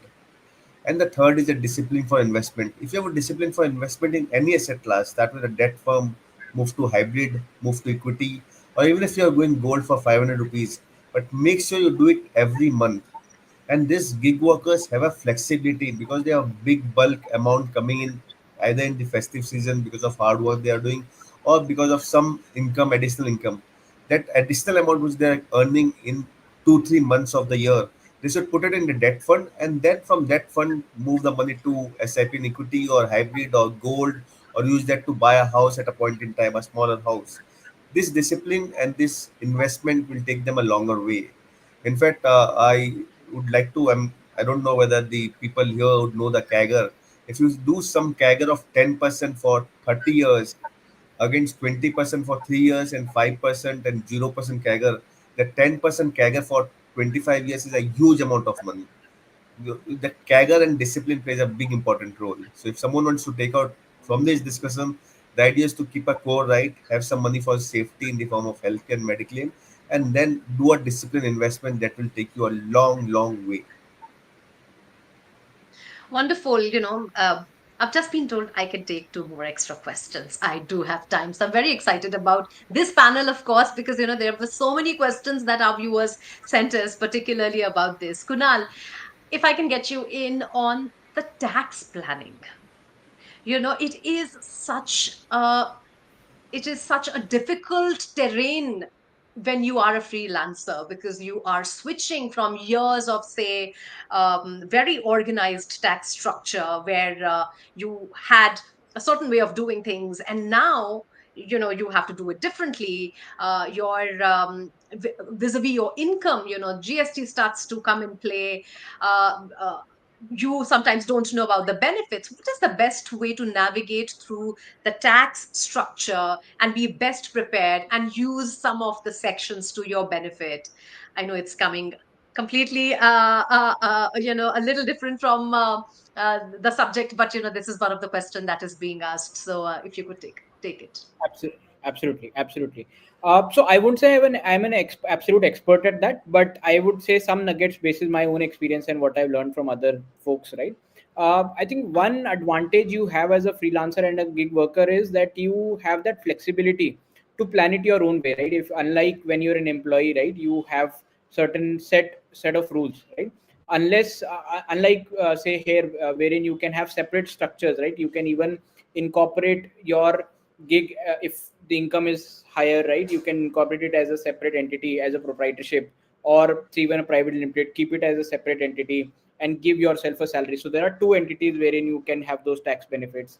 Then secondly, you can even have an HUF basically, which is getting paid for some of the consultancy etc it is giving to the entity, or I mean you're putting the money from your own account into that and it is investing onwards, right? So that flexibility comes in uh, once you're a freelancer or a gig worker, right? um, then apart from that, obviously the uh, basic things which are there, right? I mean investing in ATC, investing I mean one benefit that goes away is your EPF, right? You can I mean get an equivalent amount of waiver investing in say ATC section kind of sections. Then another advantage that comes in is that you can even book some of the expenses which you are doing as part of the company, right? Which uh, are, I mean, sort of hybrid of your personal expenses and your company expenses. So that added benefit comes in. You can save taxes on that. So these kind of common things and basic things which you can do to save upon taxes in this scenario.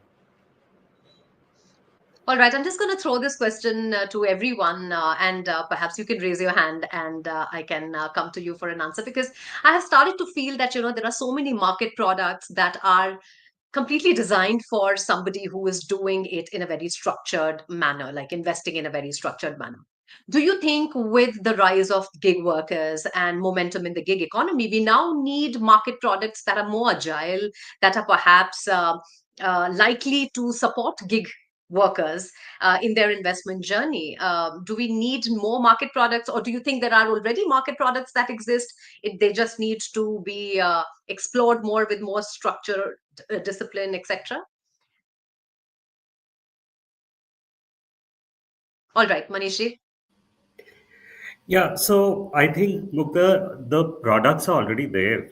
Mm-hmm. Of course, if there is some innovation that can take place in designing products, investment products, which can really fit the variable needs that gig workers have, then good. But even with existing products, I think it is the manner of investments that need to be talked about and packaged and taken to the gig workers.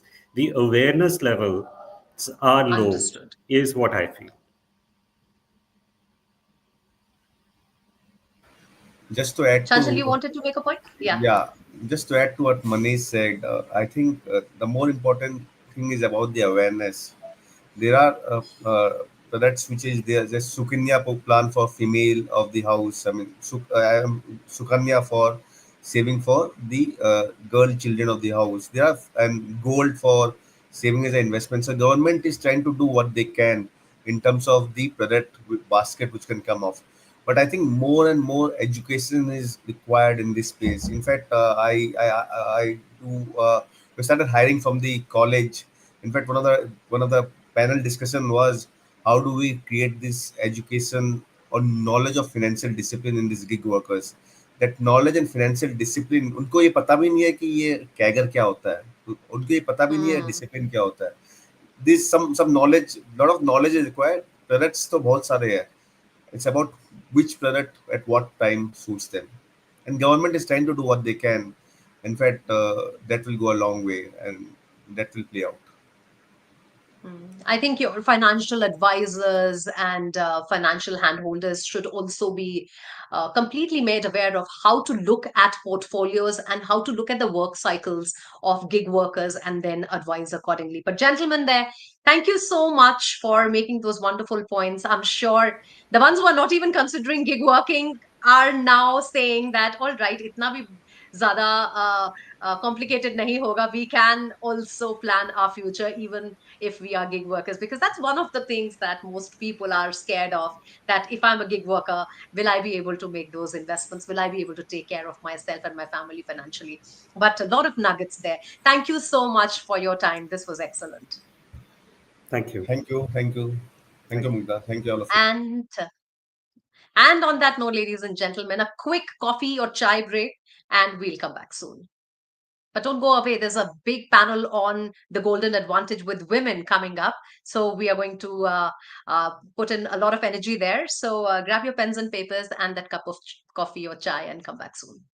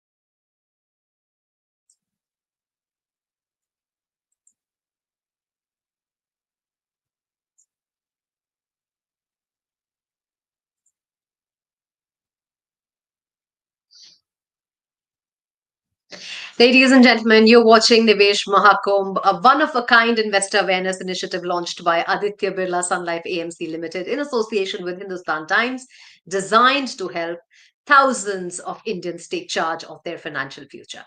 We are now moving to a section which is very close to my heart, where I get to interview some of the best women brains in the country over a subject of financial growth. And this year, we are talking gold. Literally, we are talking gold to them. But first, let me talk about For Her. For Her is one of India's first financial education and awareness platforms dedicated to women.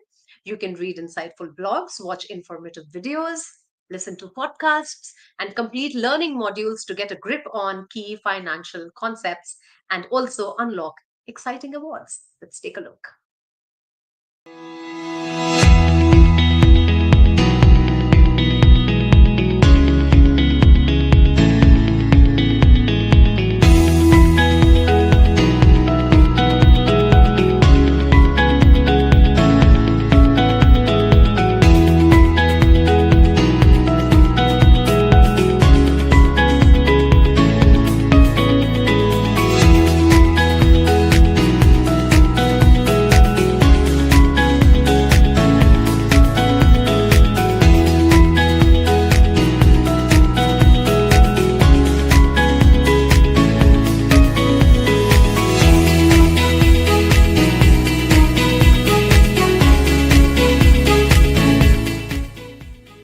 An investor education and awareness initiative of Aditya Birla Sun Life Mutual Fund. Mutual fund investments are subject to market risks. Read all scheme related documents carefully. All right, for Indian women, gold is not just an asset that can be used for a rainy day. It is a symbol of financial security, autonomy, traditionally known as Tridhan. And with more and more women taking up an active role in financial decisions in their families, as well as managing personal finance, the discussion on gold becomes all the more relevant. Today's panel, offering the golden advantage for women, aims to bridge the gap between this cultural significance and the modern investment landscape. And our experts today will delve into the strategic role of gold in a modern investment portfolio, exploring how perhaps women can intelligently integrate contemporary avenues like gold ETFs, sovereign gold bonds, and digital gold into their portfolios for financial empowerment. The panel is dedicated to For Her, an initiative that we just saw by Aditya Birla Sun Life Mutual Fund for Women Empowerment and Financial Education. And before we deep dive into the discussion, let me introduce you to all my panelists. Warm welcome, Swati Kumari, financial educator, content creator, and founder of Be Wealthy. Thank you. Thank you so A much, very, Mugdha, for having very me. known face. Thank you Neha so much for Singh, having me. founder of Womenista and certified financial planner TM. Neeta Menezes, founder and CEO at the Financially Smart. Hello. Thank you for And inviting a me very here. dear friend as well. We have met on various Absolutely. forums, and Neeta's book is something I go back to, which talks about financial freedom. So, welcome, Neeta. Thanks, Mugdha. And we also Pleasure have being here. Kamaini Anirudh Nagar, head of retail sales at Aditya Birla Sun Life AMC Limited. Hi, very good afternoon. Thank you for having me here. I'm so glad and so happy to see all of you here. A personal fangirl moment. I have noticed the relentless time and energy and work that you all put in your work and in women education and talking about financial products, etc. So this is really, really a personal moment for me as well, because I get to have audience with all of you and talk finance, which is always a lot of fun. Swati, if I may start with you, gold has always been woven into women's financial identity as Tridhan. Uh, but अब हम 2025 में हैं. How do you explain its continuing relevance beyond being just, the emergency jewelry in the locker? And also, I always say this, in India, women exist in various levels of independence. So maybe, a modern woman in 2025 is looking at gold as a different asset. But maybe somebody who lives at another place may think that, जो मैं jewellery खरीद रही हूँ या जो मुझे jewellery मिलती है, मुझे उसे सहेज के रखना है. I need to protect it because that's my asset, right? So how do you look at the entire canvas in 2025? First of all, thank you for having me here, Mugdha. It's an honor. And to answer your question, Stridhan basically means a woman's own wealth or property, right? Think of it this way: whatever a woman gets as a gift, whether it's a money or it's a jewelry or even a clothes or any other valuables at the time of her marriage from parents, in-laws, friends, relatives, anyone, and even later on some other significant occasions like childbirth hai ya fir festivals hai, all of that is called stridhan. That comes under the daira of stridhan. And the most important point is this is the notion that this belongs only to her, at least in theory, not her husband, not her in-laws, again debatable. She has complete control over it. We can debate on this as well. She can keep it, use it, or even give it away if she wants. And gold has been a core component of that stridhan even today. For centuries, it gave women a sense of kind of security, independence, क्योंकि उनके पास वही होता ही था और कुछ होता ही नहीं था. So that traditional role is still very much valid, but I think the relevance of gold for women today goes beyond Stridhan.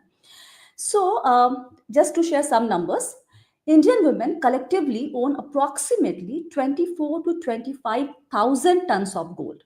That is equivalent to 11% of the world's total gold reserves is with Indian women basically. Wow. Right. So that makes them one of the most significant gold investors. And I think we are genius. We knew it coming. Look at the price today, right?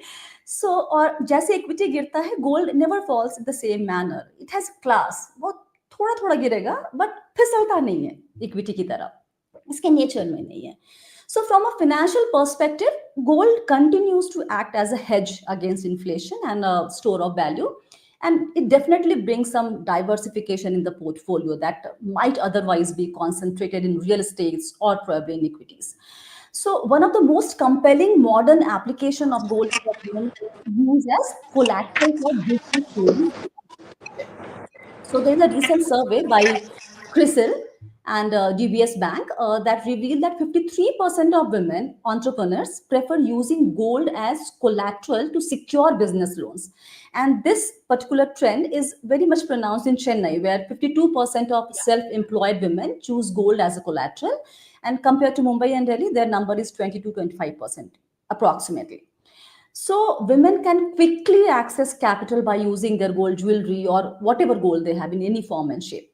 So this is a kind of financial independence, getting a loan without needing family permission and without any extensive documentation.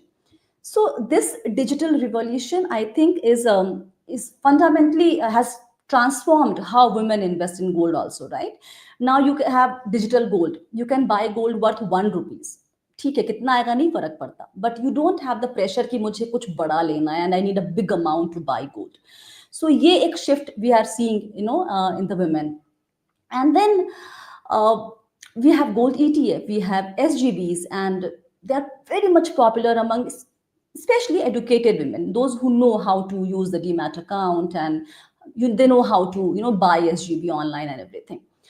Also, gold has a very low correlation with other asset class, so absolutely good for portfolio, good diversification. Even a small allocation of 2.5% to gold can improve the risk adjusted return by an average of 12%. That's a very good number. So in today's time, of course, and there's geopolitical tension, the landscape is changing big time for investing. So gold definitely serves as a crucial store of value for everyone, including women investor. And finally, there's a sense of empowerment when a woman hold gold in, is a physical form, jewelry, bar, whatever. She holds an asset that she can access independently. And in that sense, gold relevance has evolved. It's not just cultural security anymore, but also financial autonomy. So जो मैंने इतनी बातें कही अभी, उसका अगर सार है, उसको हिंदी में अगर कहें तो बेसिकली पेश किया है, जरा गौर फरमाइएगा। सोना अब सही मायने में है स्त्रीधन, सोना अब सही मायने में है स्त्रीधन, बन रहा है ये इन्वेस्टमेंट और सिक्योरिटी का संगम, द मिक्स। ऑलराइट, महंगाई की मार से बचाने की इसमें है पोटेंशियल, महंगाई की मार से बचाने की है इसमें पोटेंशियल, फर्क नहीं पड़ता कैसे भी होल्ड करें, फिजिकल या फिर digital. And gold is becoming an easy way to get a loan. इससे क्रिएट किए गए एसेट को आप प्राउडली कह सकती हैं, now this asset is my own. So this is what I would like to say about the changing landscape of owning gold, holding gold in your wallet. Yeah. No, that's a wonderful way, Swati, of telling us about the sentiment of gold and how women should view it now. And of course, Neha is also joining us now, and we will also have her with us. But Neeta, I want to come to you. मैं भी थोड़ी सी poetry करती हूँ. Poetry तो नहीं, but I will just financially put it together. I learned something about the gold bit, which is wear what looks like gold, but buy what can be sold. Right. So in I your think all work, of us are what is becoming the poets here. what is the single biggest myth you have seen women hold about gold as an investment? मैं तो men की myth बताती हूँ. Most men say that women buy the jewelry never to sell it. So, Right. let them not live in the illusion that we are buying the jewelry to sell it and use it as an investment. So I think the digital assets of gold are better. Right, right. Absolutely. I mean, thanks for having me here, Mugdha, and Aditya Birla, and wonderful even listening to my dear panelist, and it was really, really nice the way she put it in a poetic form. As I always believe, gold is something which is very close to the women in India and very close to their heart. And now with technology, there is empowerment. So one of the biggest misconceptions or myths, like you mentioned, Mugdha, I have seen that women have that all gold is an investment. But according to me, not all gold qualifies as an investment. Jewelry, for example, it has emotional and cultural value.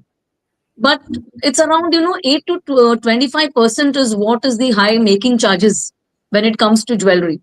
So while women feel I'm secure because I have gold jewelry, in reality, it's a consumption purchase, not a financial investment. So that's one misconception which I've always found. The other one which I want to talk about is assuming gold always beats all asset classes. Now we've seen the run of gold in the last, a decade or so, in some years. But if you look around 35 years plus, we've seen there are 4 to 5 years where gold has not performed as well. So comparing it to equity in your portfolio, I said that's a no-no, because Sensex, Nifty, definitely this is going to give us consistent returns. But when it comes to gold, I would recommend, yes, as a part of comparing it to a debt fund, gold is definitely good, and gold in the form of investment. And again, when I talk about investment, I'm talking about jewelry. I'm talking about, like SGB's sovereign gold bonds or ETFs, where you are not having the costs of, storing the gold, making charges, all these things, and the purity of the gold you can maintain. You have a regulator who's there. So women, I feel the right way to look at gold is as a diversifier, not to the main portfolio, not the main portfolio. Second, as a hedger, not as a wealth creator. And very importantly, to distinguish between emotional ownership, that is jewelry, heirlooms that you have, and financial allocation, that is sovereign gold bonds, ETFs. For example, I'll just share one of my clients which had come to me, and she said, Neeta, I have a lot of gold with me. It's around 200 grams of jewelry that I'm having, and I feel the resale it's amazing. So I'm really set. And I've looked at the resale value. I told, okay, let's go and check out the resale value. Almost 20 to 25% of the perceived wealth that she had, Mugdha, was just vanished due to making charges and exchange cuts. So that's when the realization strikes. So yes, all that glitters is not gold. We need to ensure that it is definitely a part of our portfolio, but not the main portfolio. Yeah. Right. And that brings me, Neha, to you. While women today are planners, there is education fund, weddings, retirement, breaks in career. They are moving towards systematic approach with their money. There are SIPs. You see, women are also are very aware of the digital currencies. Some of them are also very, very independent about the way they are investing their money and not depending on the men in the family like it used to happen. They have their own financial freedom. But what could be that one systematic approach to weave digital gold into those long term financial goals when they are making that Excel sheet? Where do you think the digital gold bit can be introduced? Sure. Thank you, firstly, for having me. And I'm finally live, so that's great. I know. Yeah, I think, I was thinking about this, the structural approach to how women can put gold in their portfolios. And very honestly, I thought Indian women are actually the ones who've traditionally been doing gold SIPs, right? I think they introduced the idea of gold SIP. Just look at our festival calendar. Right from the beginning of the year, there's Makar Sankranti, then there's Akshay Tritiya, then there's Navratri, there's Dhanteras, right?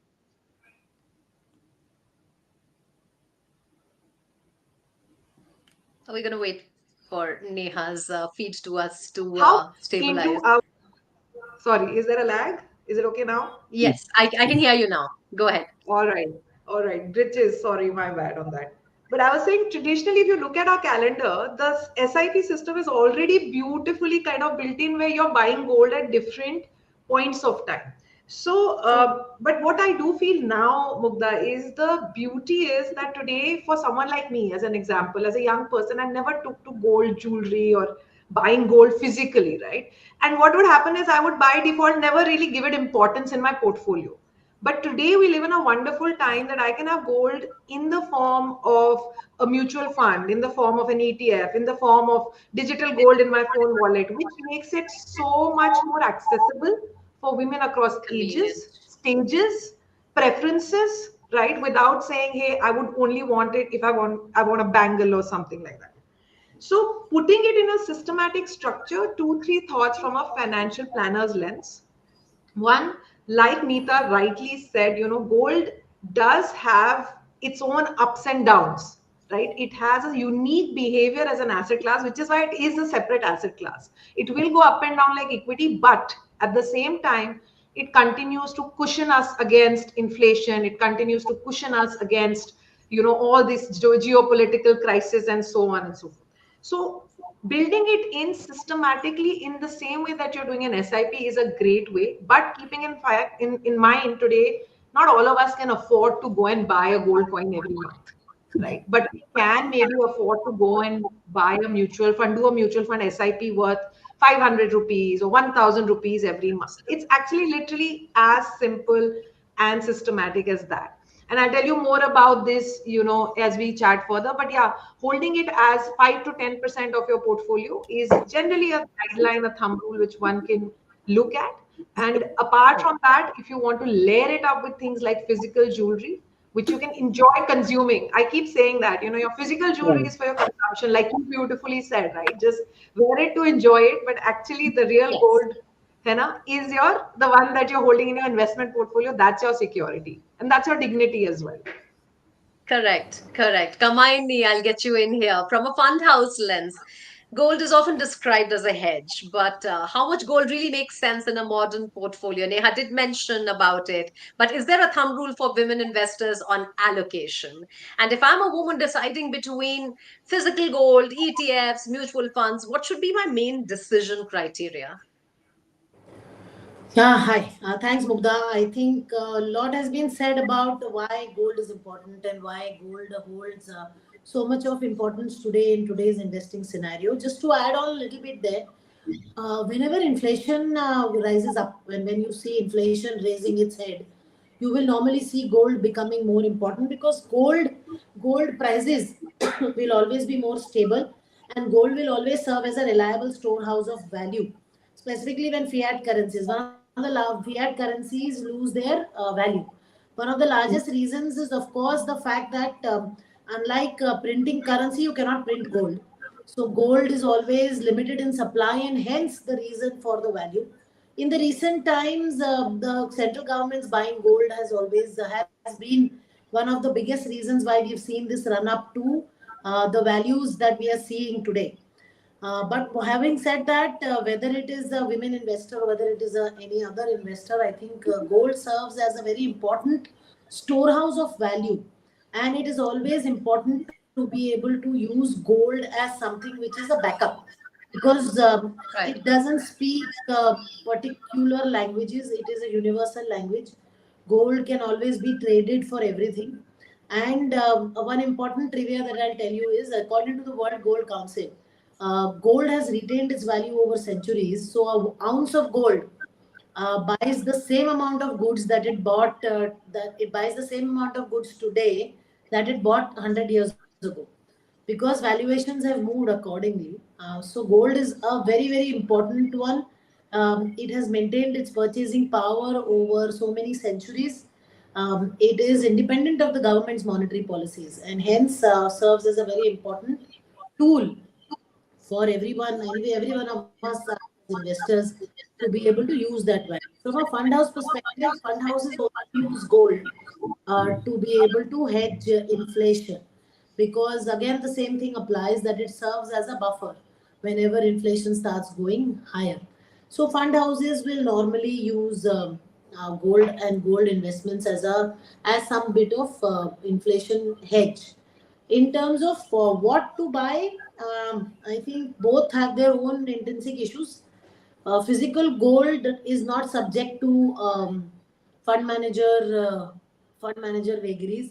Physical gold is not subject to any kind of counterparty risk. But physical gold is definitely subject to theft. It can be subject to your storage issues. How much of physical gold will you store? And when I say physical gold, I definitely do not encourage. Well, I agree with Neeta when she said that gold has emotional connect as well. Do not fall into emotional connects and buy jewelry, because jewelry has making charges, jewelry has breakage charges. So normally it turns out to be more expensive. If you have to invest in physical gold, it's the coins. Even now, even coins have got making charges, but it's normally bars or coins that make more sense. That is bullion that you buy. Buying jewelry definitely not advised as an investment. Gold ETFs, for that matter, or for mutual funds, are better digitally. They are more friendly and quicker for transactions. When you want liquidity, it is easier to sell ETF digitally rather than trying to sell. You can't sell gold digitally most of the time. You have to go and sell it at a jeweler. So it is always better to have digital. And like I said, not now, there are obviously charges there. There are some charges that are there for mutual funds as well as for ETFs. But I think largely helps. So it largely helps in how you can store the gold. Physical gold also requires insurance. So depending on what is your liking or what you need, you can decide between physical and digital. Both of them hold their own place and their own positives and negatives. Ideally, your percentage in your portfolio should be decided basis what inflation looks like. So if inflation is okay, moderately decent, then a 5 to 10% allocation from your portfolio is good. If inflation is on the higher side, then a 10 to 20% allocation may also work. Got it. This is exactly what Neha also mentioned. 5 to 10 looks like a good percentage. Swati, I'm going to get you in here. You know, हम अभी बात कर रहे थे. A lot of women still equate gold investment with bangles and necklaces and jewelry. And, I think all of us on this panel are safe to say on the same position that we now need to look at ETFs and sovereign gold bonds instead of just physical ornaments. लेकिन ये awareness आए कहाँ से? Like, how do we even begin to tell the thousands and thousands of women in this country that when you are buying that gold every birthday for your daughter, or when you're buying that gold for yourself every Akshay Tritiya, when the gold jewelers of the world are giving you those investment options, where we will pay the 10 you pay 10 installments and we will pay the other two. guilty as charged. We have all been there and done that. ये Yeah. awareness कैसे आए? How do we do that? Of course, with for her, we want to do more on that. But do Yeah. you think it's a mindset issue, Swati, that needs to be changed? Do you think it will change? Where are we at? Yeah, this is a mindset actually, Mugdha. I'll tell you two stories. We have a group, Be Wealthy No Shopping Group for 2025. So it was created with the purpose of, promoting or developing mindful consumption. All right, and there are many women over there. So one day, one woman wrote to me, ki, I have saved this much of money because of this no shopping thing. I want to invest in gold. And I go, good, go ahead. So like, I want to buy some jewelry. And I go, okay, ma'am. And have you have any kind of, financial goal aligned with this kind of this investment? Yeah, so her financial goal was मेरी बहन की शादी है, so I need some new jewelry. मैंने कहा that is not a financial goal. You have to get that thingy right. So when I explained it to her, and there are many men in that group as well, so we all chipped in. We told her why buying jewelry is not an investment, and we have to stop fooling ourselves by saying that we are investing when we are buying jewelry. Similar thing happened in my society. There is a woman. She came to me when she got to know about my line of work, and she was screaming and crying about why she doesn't save, she doesn't have any saving, she doesn't work, and she was worried about it, this and that. Okay, fine. Few days later she came back with her husband, and both of them were like talking, and then husband told me ki this lady she buys gold worth pretty decent amount every year. There's a festival called Var Mahalakshmi in down south, and it's a big festival here, right? So they do puja and all, and she buys gold worth lakhs and lakhs every year just for this festival. And I looked at her and I go, what? Why? And you told me you don't have any savings. What is this? So like, this is mine. मैंने कहा, yeah, this is yours. I'm not debating that. But Right. have you just said that you don't have any investment and you're worried and you have financial goals in mind. So why can't you link these things to your financial goal? So her response was, then what will I wear in marriages and functions and this and that? So like, there's a simple solution. Going forward, you already have decent amount kind of jewelry, like full of jewelry she has, and then boss, next year onwards, जितना भी amount आप decide करते हो उसका 60% bye SGB ले लो या फिर आप ETF में डाल दो. Buy jewelry for yourself. I know it has emotional connect. You feel secure when you see your jewelries, but the fact is you are never going to sell it, right? So let's not fool ourselves and do that at least for 1 year or 2 years and see how does that make you feel.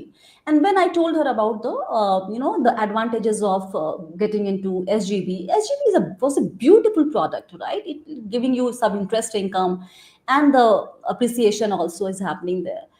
She understood, but I'm sure it will take her at least couple of years to Yeah. even figure out what these benefits can do to her in the longer run.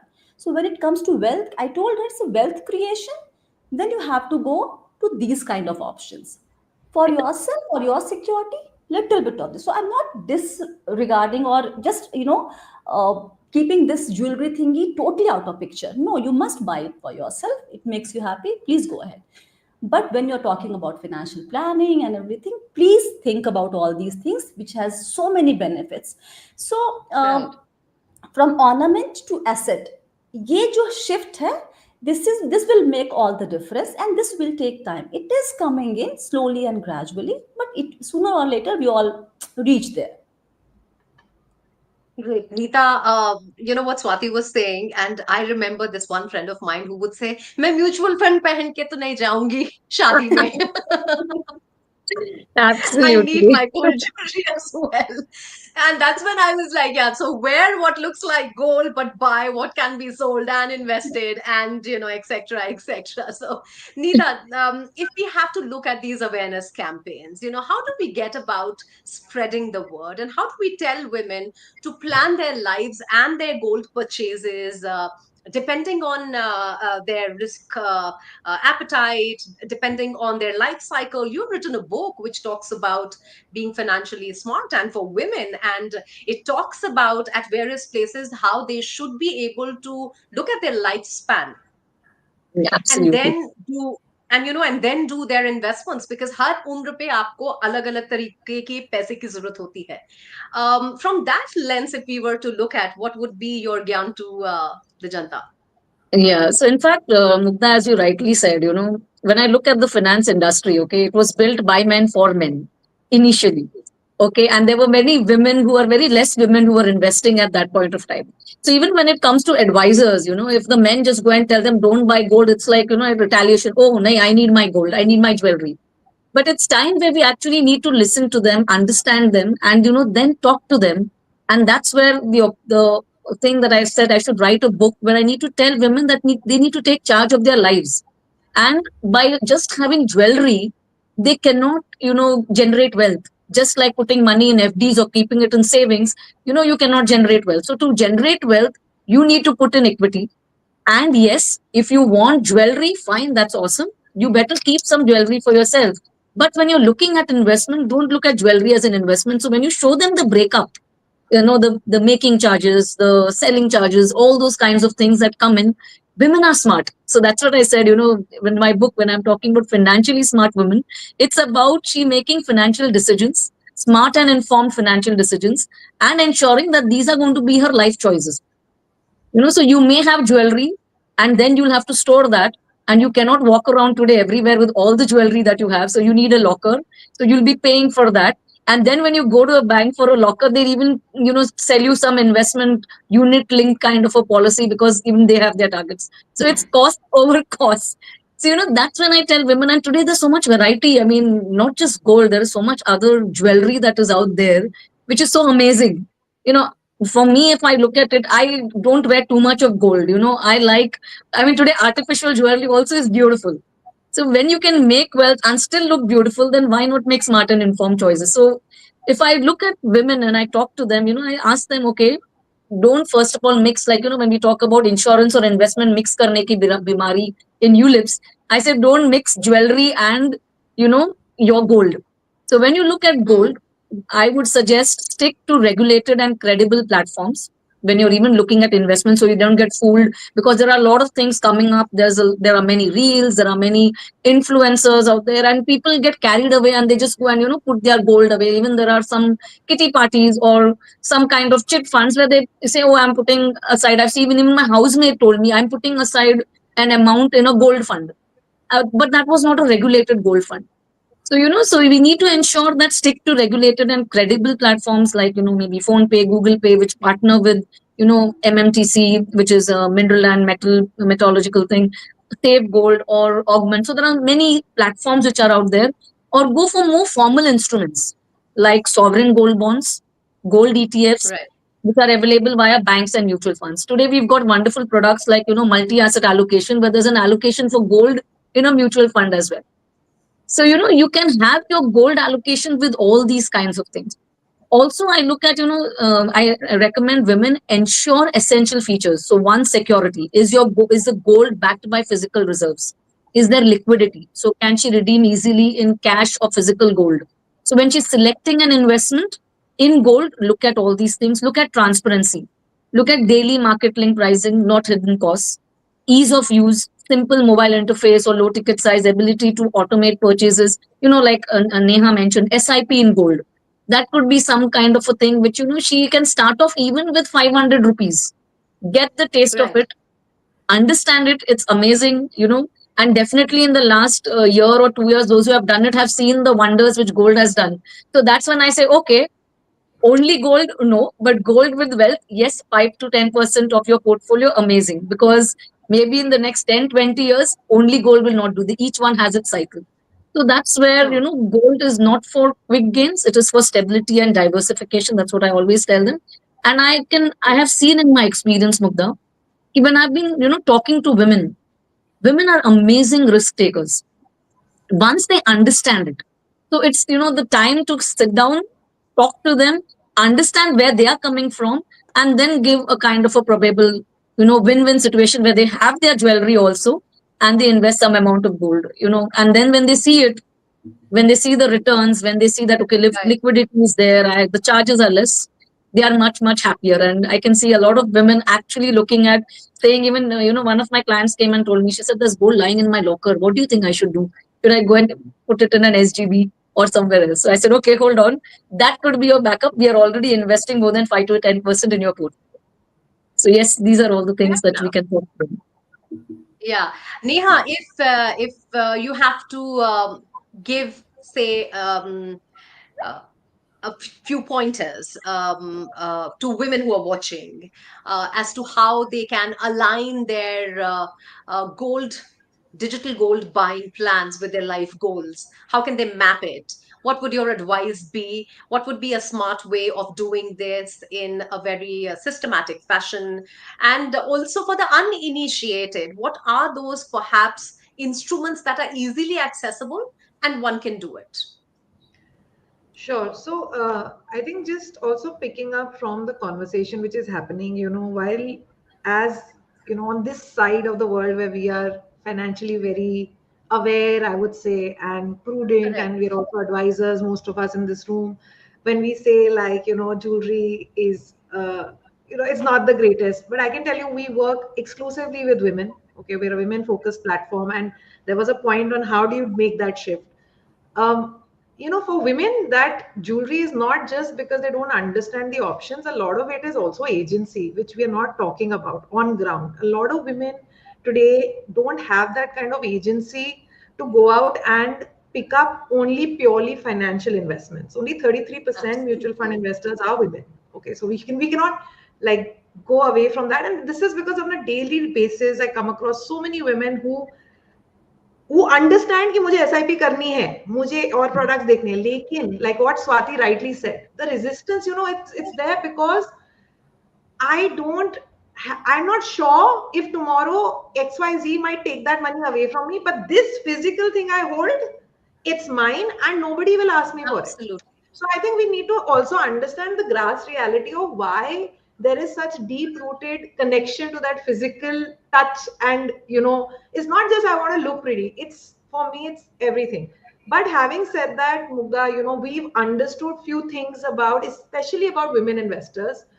One, they love to do their research, and as something that we do very regularly, we ran a challenge called Golden Goddess just some time back, where we educated them not just about gold mutual funds, gold ETFs, digital gold, and we made them start doing something every week. So, like, when they put that money, even if it's 500 rupees, 2000 rupees, and then they're evaluating, अच्छा, कहाँ जाता है ये, अच्छा, 2 हफ्ते में, 3 हफ्ते में, 4 हफ्ते में, what can I do? Then that same lady, after she's taken those baby steps, she'll come back to me and say, I want to do 25,000. Now you tell me, how should I do it? That's how you build bridges, because it's hard. It's easy for us. It's hard for a lot of women who have only been told कि सिर्फ तुम्हारे पास gold खरीदने के लिए पैसे हैं. Mutual Absolutely. Fund वगैरह तुम छोड़ दो, ये तुम्हें समझ नहीं आता. Okay, so I also want to like put it out on this forum because we meet such women regularly, and they are not in tier 2, tier 3 cities, by the way. They are urban educated women. So how do you plan now? If I want to contribute to my child's education, or I want to contribute to my child's marriage fund, please do continue to do your festival focused, buy the coin, maybe once in a while buy a bangle, but yes, educate yourself on charges. What will be the cost? And then we say okay, ये चीज आपको 20% cost करती है. Coin लेते हो आप 7% coin cost करता है.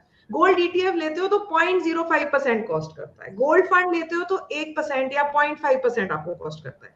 आप उनको ऐसे जब धीरे धीरे समझाते हो ना, the cost and the benefit, and make small baby steps. Do 500, do 1000 rupees, but do it monthly and do it for a medium term or long term. When should I start? My child, the earlier you start a 5,000 rupee SIP. You do it for 10 years, it'll become around 10 lakhs. You do it for 20 years, it'll become 20 lakhs. It's very simple. Compounding works like that. It's time, nothing else, right? It's not magic, it's just time. So what I suggest, do your regular physical, what gives you comfort. Like Neeta said, backup hai wo aapka. Don't let go of that immediately. But नहीं हर महीने आपके पास भाई 50,000 रुपए का coin लेने. तो जाओ आप कर लो 5,000 का SIP. Do that. Experience the product. Taste it. It's a taster. And Yeah. then you will see Yeah. within a year, this lady is a totally different person. She comes back and now she's saying, I want to do silver. How do I do silver? I want to do multi-asset, all of that. Because she has Yeah, evolved. yeah. That's what I want to talk about. How do you build it in? Build it from medium to long term. Start with a small SIP, top it up with your physical gold, no problem. But talk about costs, charges, and how can I redeem? Correct. Liquidity. That's what I feel like has to be taken care of. Fair enough.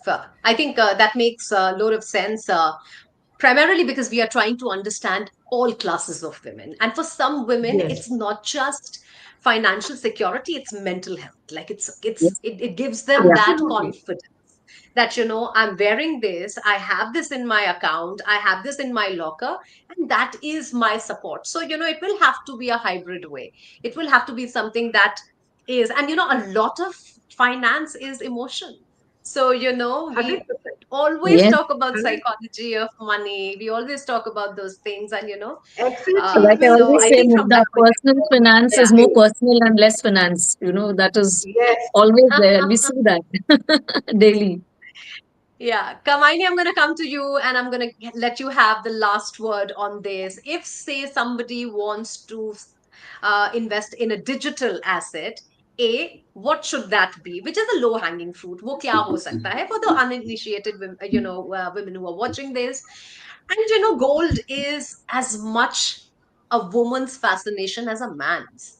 So the to the men folk who are watching this, I mean, this is not a women's panel. It is all about you. But yes, we are talking about the psyche of women attached with gold. But I know a lot of men also believe very strongly, especially Indian men, believe very strongly in gold as an asset and digital asset. So if one has to start their journey in the digital stream, where do they start with, and what would your final comment be on behalf of everyone? Thanks, Mugdha. I think you're very right when you said that an asset class doesn't appeal only to one gender. It's gender agnostic, and so is wealth creation. Today, wealth creation, the right of wealth creation lies with all of us.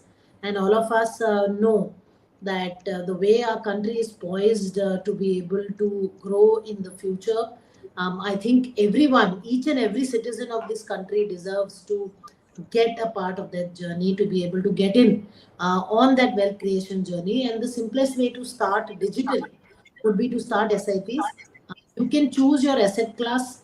You can choose where you want to invest. Like Neha was very rightly putting it, maybe you just want to test waters at first. Maybe you just want to, just see how it goes. And I can tell you for a fact that today, when I see, so I've been in this industry for about 25 years. Today, you don't have to explain to anybody what a mutual fund is. You don't have to Yeah. explain to people what an SIP is. All right. So I think starting with an SIP and then topping it up, or what we call as a step up SIP. That means when you're putting your SIP, you already give instructions that, okay, yeah, within the next 1 year, increase my SIP amount by this much. So that step up SIP ensures that as and when your income goes up, the SIP also keeps increasing accordingly. So I think using these tools, which all fund houses are today providing, whether it is for a women investor, for a male investor, whether it is for any age. Today, honestly, I'll tell you, my son, who's less than, who's not a not a major yet, and I get, so all the money that he gets from his relatives, we keep, accumulating. He comes and tells me that, why are you putting money only in the account? Why don't you invest for me? So it's today, investment is agnostic across ages. It is agnostic across genders. It's just about how we need to choose the right instrument for wealth creation. Now, this instruments will depend on the investor.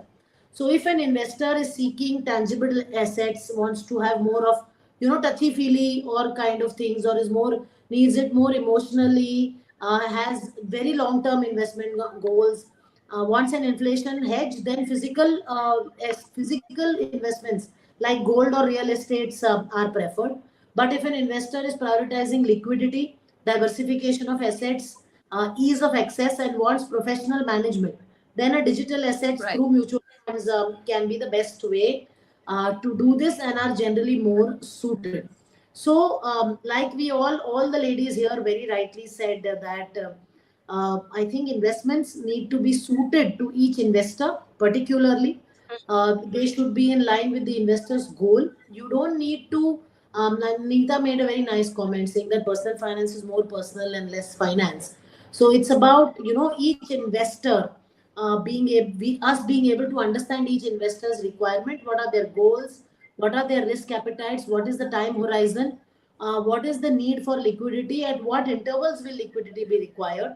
Today, honestly, I don't think so. There are great products like which we have also, like a Sampoorn SIP, where we build up SIPs and then do an SWP when you need money on a regular basis. So products like Right. these are understanding the investors need will help us being able to make the right choice, being able to invest in the right kind of asset. And I think today there are many options available in terms of digitally. You can have mobile apps. Even the Aditya Birla app is one which can be used, or any other mobile app that you are familiar with. And like investing, you can use any of those apps to invest in mutual funds and start SIPs, which I think are the best way to go forward. Just one word of warning: discipline and time in the market are very important Yes. for us to actually navigate our wealth creation journey well. So be disciplined. Even if you can spare, even if somebody can spare as small something as small as 100 rupee weekly, start with that, build on that, make sure you're disciplined, and you will see your wealth creation happening very steadily.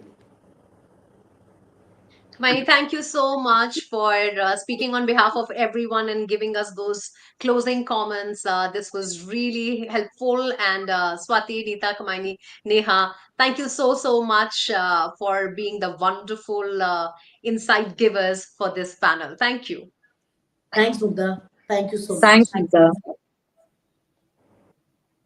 All right, that was one fun panel, and as I said, I always have a, gives me a lot of joy talking to women financial analysts because they come with they come with diverse backgrounds, they come with diverse portfolios and clientele, and this is one panel which always have some wonderful stories. All right, now we move on to our special masterclass designed to simplify a powerful investment tool, balanced advantage funds. Now, they are an effective means for wealth creation as they steer market conditions in favor of the fund and volatility as a growth tool. These funds are designed to automatically rebalance your portfolio between equity and debt based on market valuations, providing a disciplined approach to market volatility.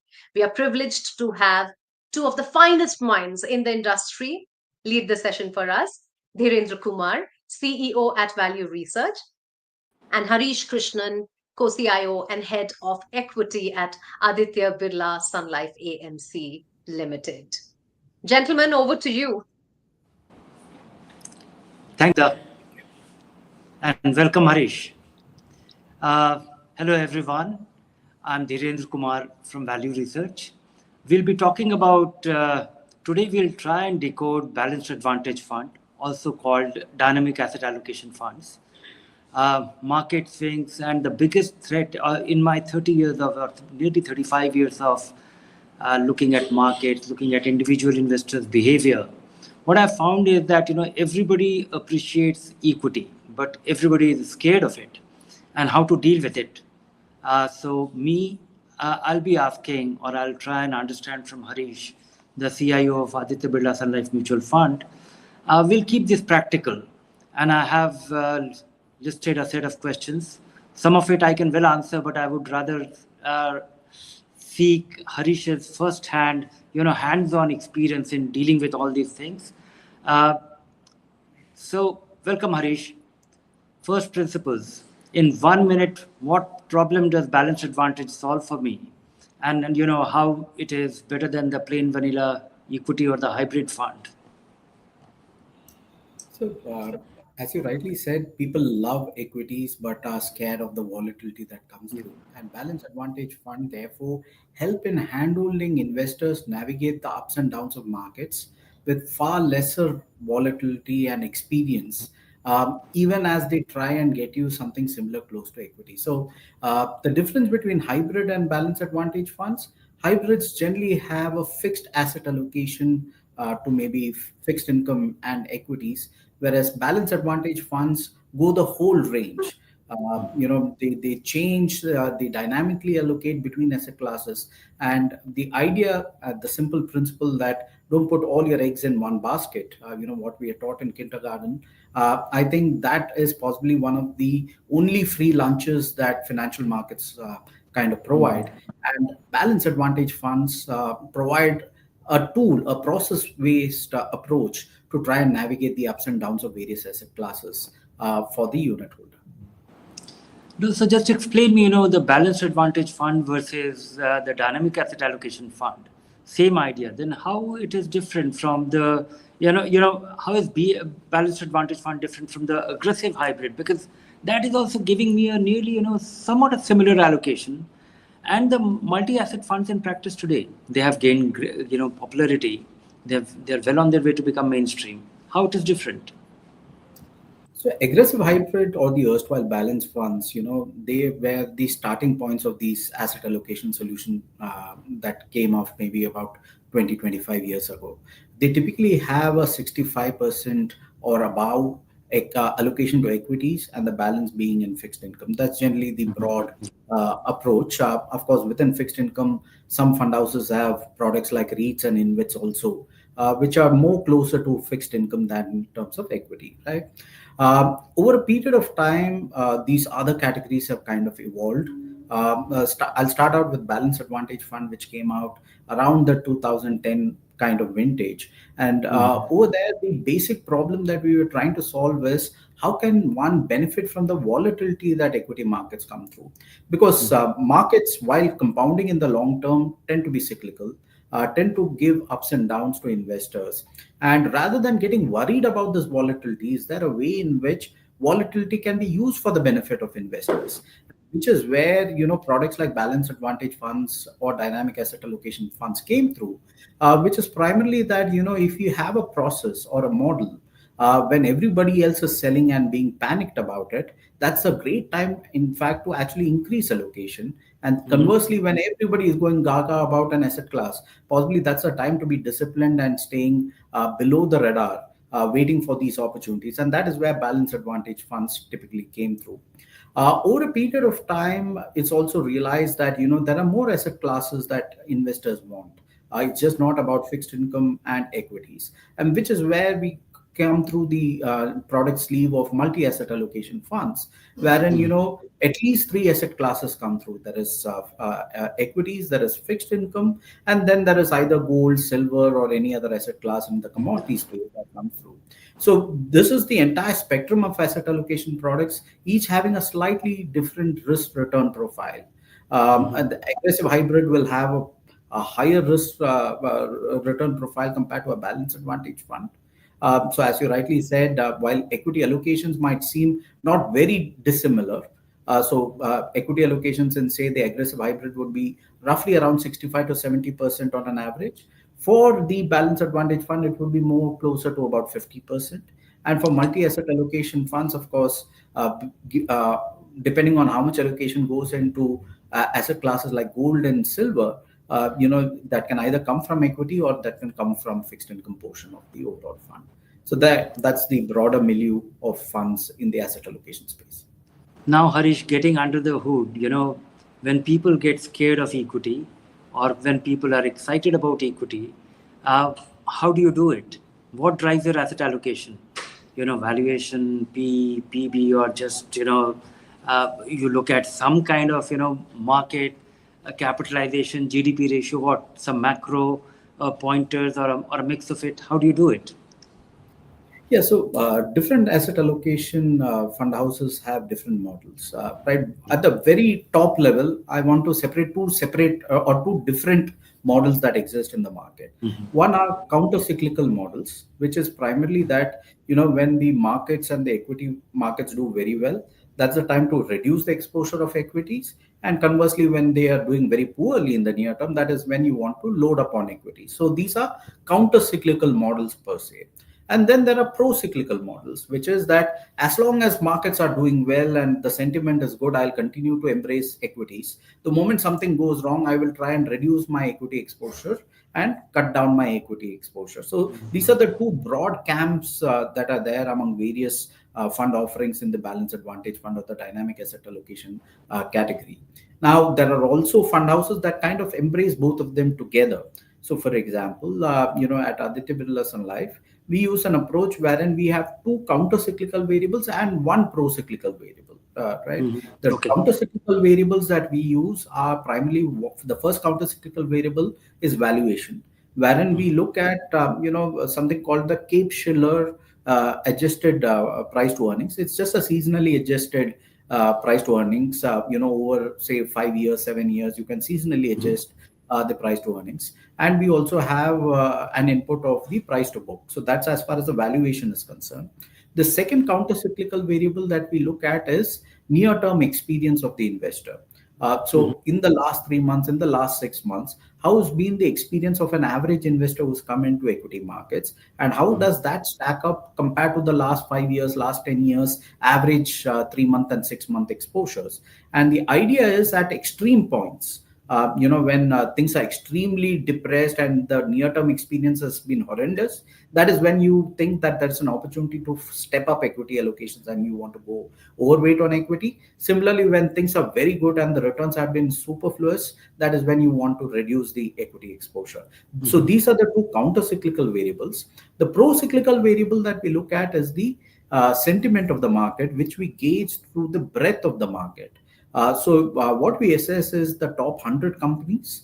If at least 60% of those companies are exhibiting positive momentum, then we believe that the market is in reasonably good sentiment zone, and that is where we want to continue to be participating in markets in alignment with that momentum score. And the moment that goes off, we kind of reduce our exposure. So a combination of these 2 or 3 variables, 2 counter-cyclical and 1 pro-cyclical, helps us navigate the ups and downs of markets, not in terms of timing the thing. So it is very essential to understand that there is no model which will help you in timing with a perfect 10 by 10 score. The idea is that markets in the past have also gone through many events, many patterns, which are very similar to how they are likely to come through in the next 5, 10, 15, 20 years. And therefore, by a combination of 3 or 4 different variables, if you are able to triangulate the probabilities of what worked in the past, they are more likely to be the ones that are going to work out in the future as well. And this therefore helps us, move through the spectrum of volatility that markets very often provide, giving our unit holders opportunities to navigate through ups and downs on an automatic fashion. Harish, one thing which, a question which we get at Value Research, and I would like you to explain in clearer terms. We look at the fact sheet and we find that, okay, the net equity exposure is over 65%, and the fund qualifies for a tax treatment as an equity fund.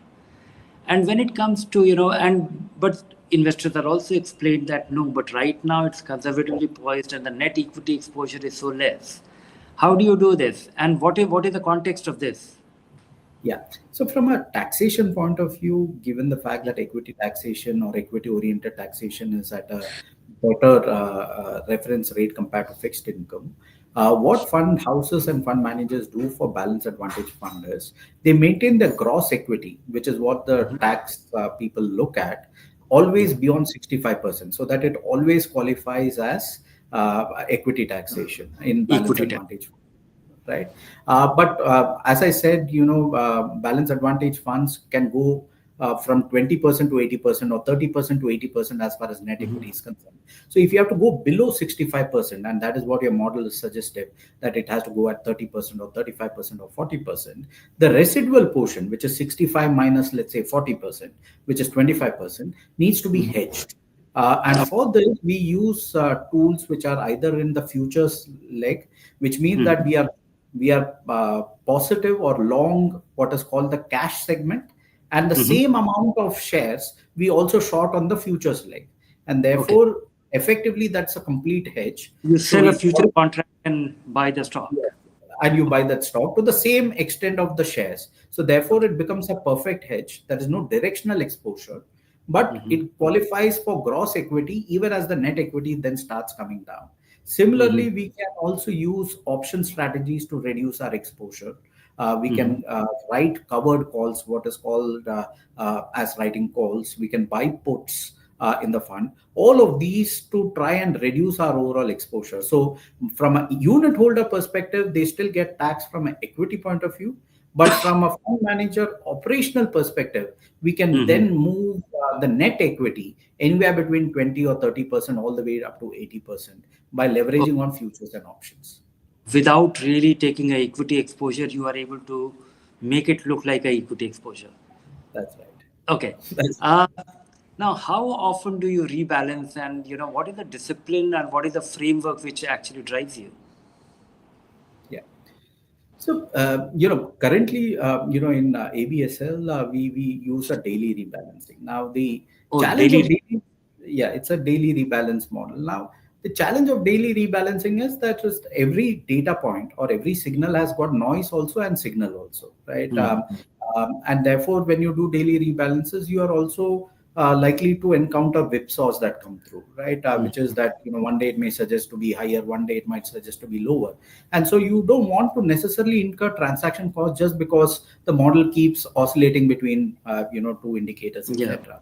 So what our focus is that why is it that we are doing it daily, and how do we kind of reduce this noise level, is primarily to use our input metrics, which are long duration input metrics. So if you look at, say, Mhm. the price to earnings Cape Shiller, they would move from one band to the next band only with a 5-7% move of the market. It's not that every Mhm. day between today and tomorrow the Cape Shiller model is going to change Will quite pointing significantly in another direction. Yeah. in another direction, right? Similarly, when we look at, say, the sentiment, it is not that just because of a 1 day move or a 2 day move, you're going to see the sentiment scores getting shifted very significantly. Again, the breadth is a reasonably medium term indicator over Mhm. there. Mhm. So if your input metrics are what we call orthogonal means basically they are coming from different data sets which are Mhm. different from each other. So they are not Mhm. correlated to each other, and they are more based on long term data which don't change on a daily basis, each of them individually,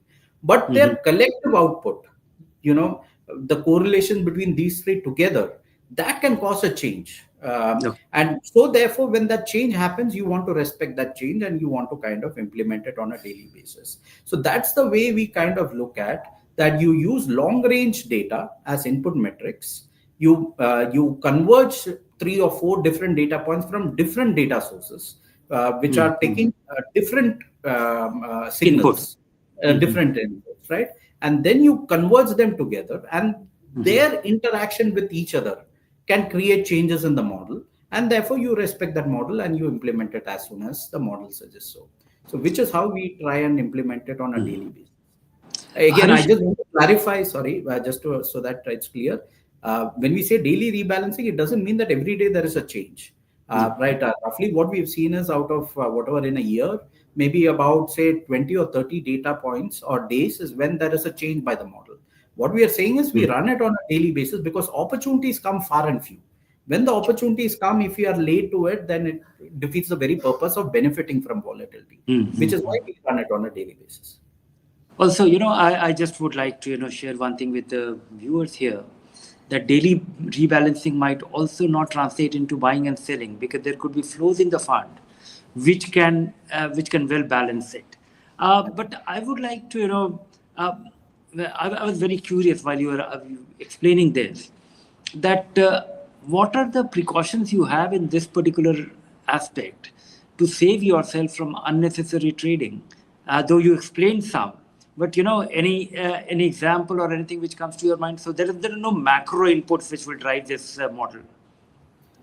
So, see, the challenge with macro inputs beyond a point of time is that they come with a lag. So, say a Mhm. GDP or etc. comes with a lag. So you don't get a real time sense as much as it's needed. That is one. Secondly, macro numbers themselves are subject to revision. So what may Yeah. seem like a number, say in And one it's an quarter, estimation anyway. it's So an estimation of various points, right? So therefore, we have kind of desisted from using these kind of things. See, every signal has a certain amount of noise. You will never get a perfect signal, right? That is a myth. So the idea is, like I said, if I am getting signals which are not correlated to each other. So, for example, what are the signals that we have? One is a valuation signal, which says whether it is too expensive, too cheap, etc. Second is the trading orientation of the thing, which is that are you in a position wherein the last few months, etc., you've had too much good things or too bad things on an average. The third is the sentiment of the market, which is measured from the breadth of the thing. So, for example, you can still have a very elevated valuation if, let's say, the largest stock in the index or in the top 100 alone performs, whereas everything else doesn't perform. Right. But whereas out here, only if 60% of those companies are exhibiting positive momentum on a daily basis in the near term, that is when you classify it. So each of these parameters, while they are giving a sense of the feedback loop of the market, they're coming from a different source points, right? And so if you are able to triangulate each of them, they may then try, and the noise from each of them may try and cancel out each other, whereas the signal gets further amplified. At least that is our expectation. The second thing is, yes, sometimes, borderline cases, because we have built the model, we know exactly if it is a borderline case, so maybe 50 going to 52 or 53%, and it's a borderline, then we may want to see that, okay, let's wait for one more confirmatory data point that is likely to come through to kind of establish that, rather than going to 50, then going to 53, again coming back to 50, etc. So that's the other thing. The third thing is, from an impact point of view, futures and options are far, far more liquid. And so you may actually sell covered calls, which means that your exposure is still intact. Only if the prices go up, say, under 5% from here, your exposure comes down. So that's the other way in which we can try and reduce it. And in case the prices don't go up by 5%, you pocket the premium without necessarily having to sacrifice anything. So a combination of these two, three things is how we try and reduce the noise level. But can it be completely eliminated? The answer is absolutely not. There will always be noise in any model. There will always be noise. And how should an investor judge a balanced advantage fund performance? Because it'll be guided by it'll be influenced by the equity. The underlyings will have an impact. And I really can't compare it because it is actually a steadier take on growth, or whatever you call it. How do you rephrase it for this allocation, which is changing? So how should I say that, okay, this is a great thing, or this is a great relative, this is a great fund? Yeah. So you're bang on, Dhirendraji, that there is no point in looking at point-to-point returns of last 1 year returns, etc. Because an aggressive allocation fund in a booming bull market will seem to be the best thing, that you are more exposed to equity and vice versa, right? Ultimately, these are products meant for both experience of investor as well as for compounding of medium-term wealth over time, right? So the measures that we look at are twofold. The first is, typically balanced advantage funds, tend to operate in a narrower range compared to Nifty's distribution of return. So Nifty, let's say over a 3-year or a 5-year, can range from, say, -5% to +25%. That's the range of returns that have come through, right? Whereas a balanced advantage fund, if you look at the category as a whole, can vary from, say, 4-5% to maybe about, say, 13-14%. That's the broad range that 90-95% of the category would be kind of presented, right? So the idea is the two fat tails which are there, the extreme negative and the extreme positive. Both of them will never be captured, which gives greater confidence to the investor in terms of allocating more capital, right? So within this confidence zone, maybe one way to measure it is how often is a fund over a 3-year or over a 5-year below 10% return, because the confidence interval is reasonably smaller, right? And therefore, that would be one measure. The second measure, which I think is far more useful, is that when markets go up, what is the participation in an up market, which is known as the upside capital, right? Similarly, when the markets goes down, what is the participation in the downward side, right? Now, theoretically, let's say that a fund can operate from 30% to 80%. Okay, 30% net equity to 80% net equity, which means from a theoretical framework, when markets go up, I should capture 80% of the market upside, and when markets go down, I should capture 30% of the market downside. That would be the best That's possibility. the But best case scenario. theoretical bounds, you know, you will never be able to get, especially at scale, etc.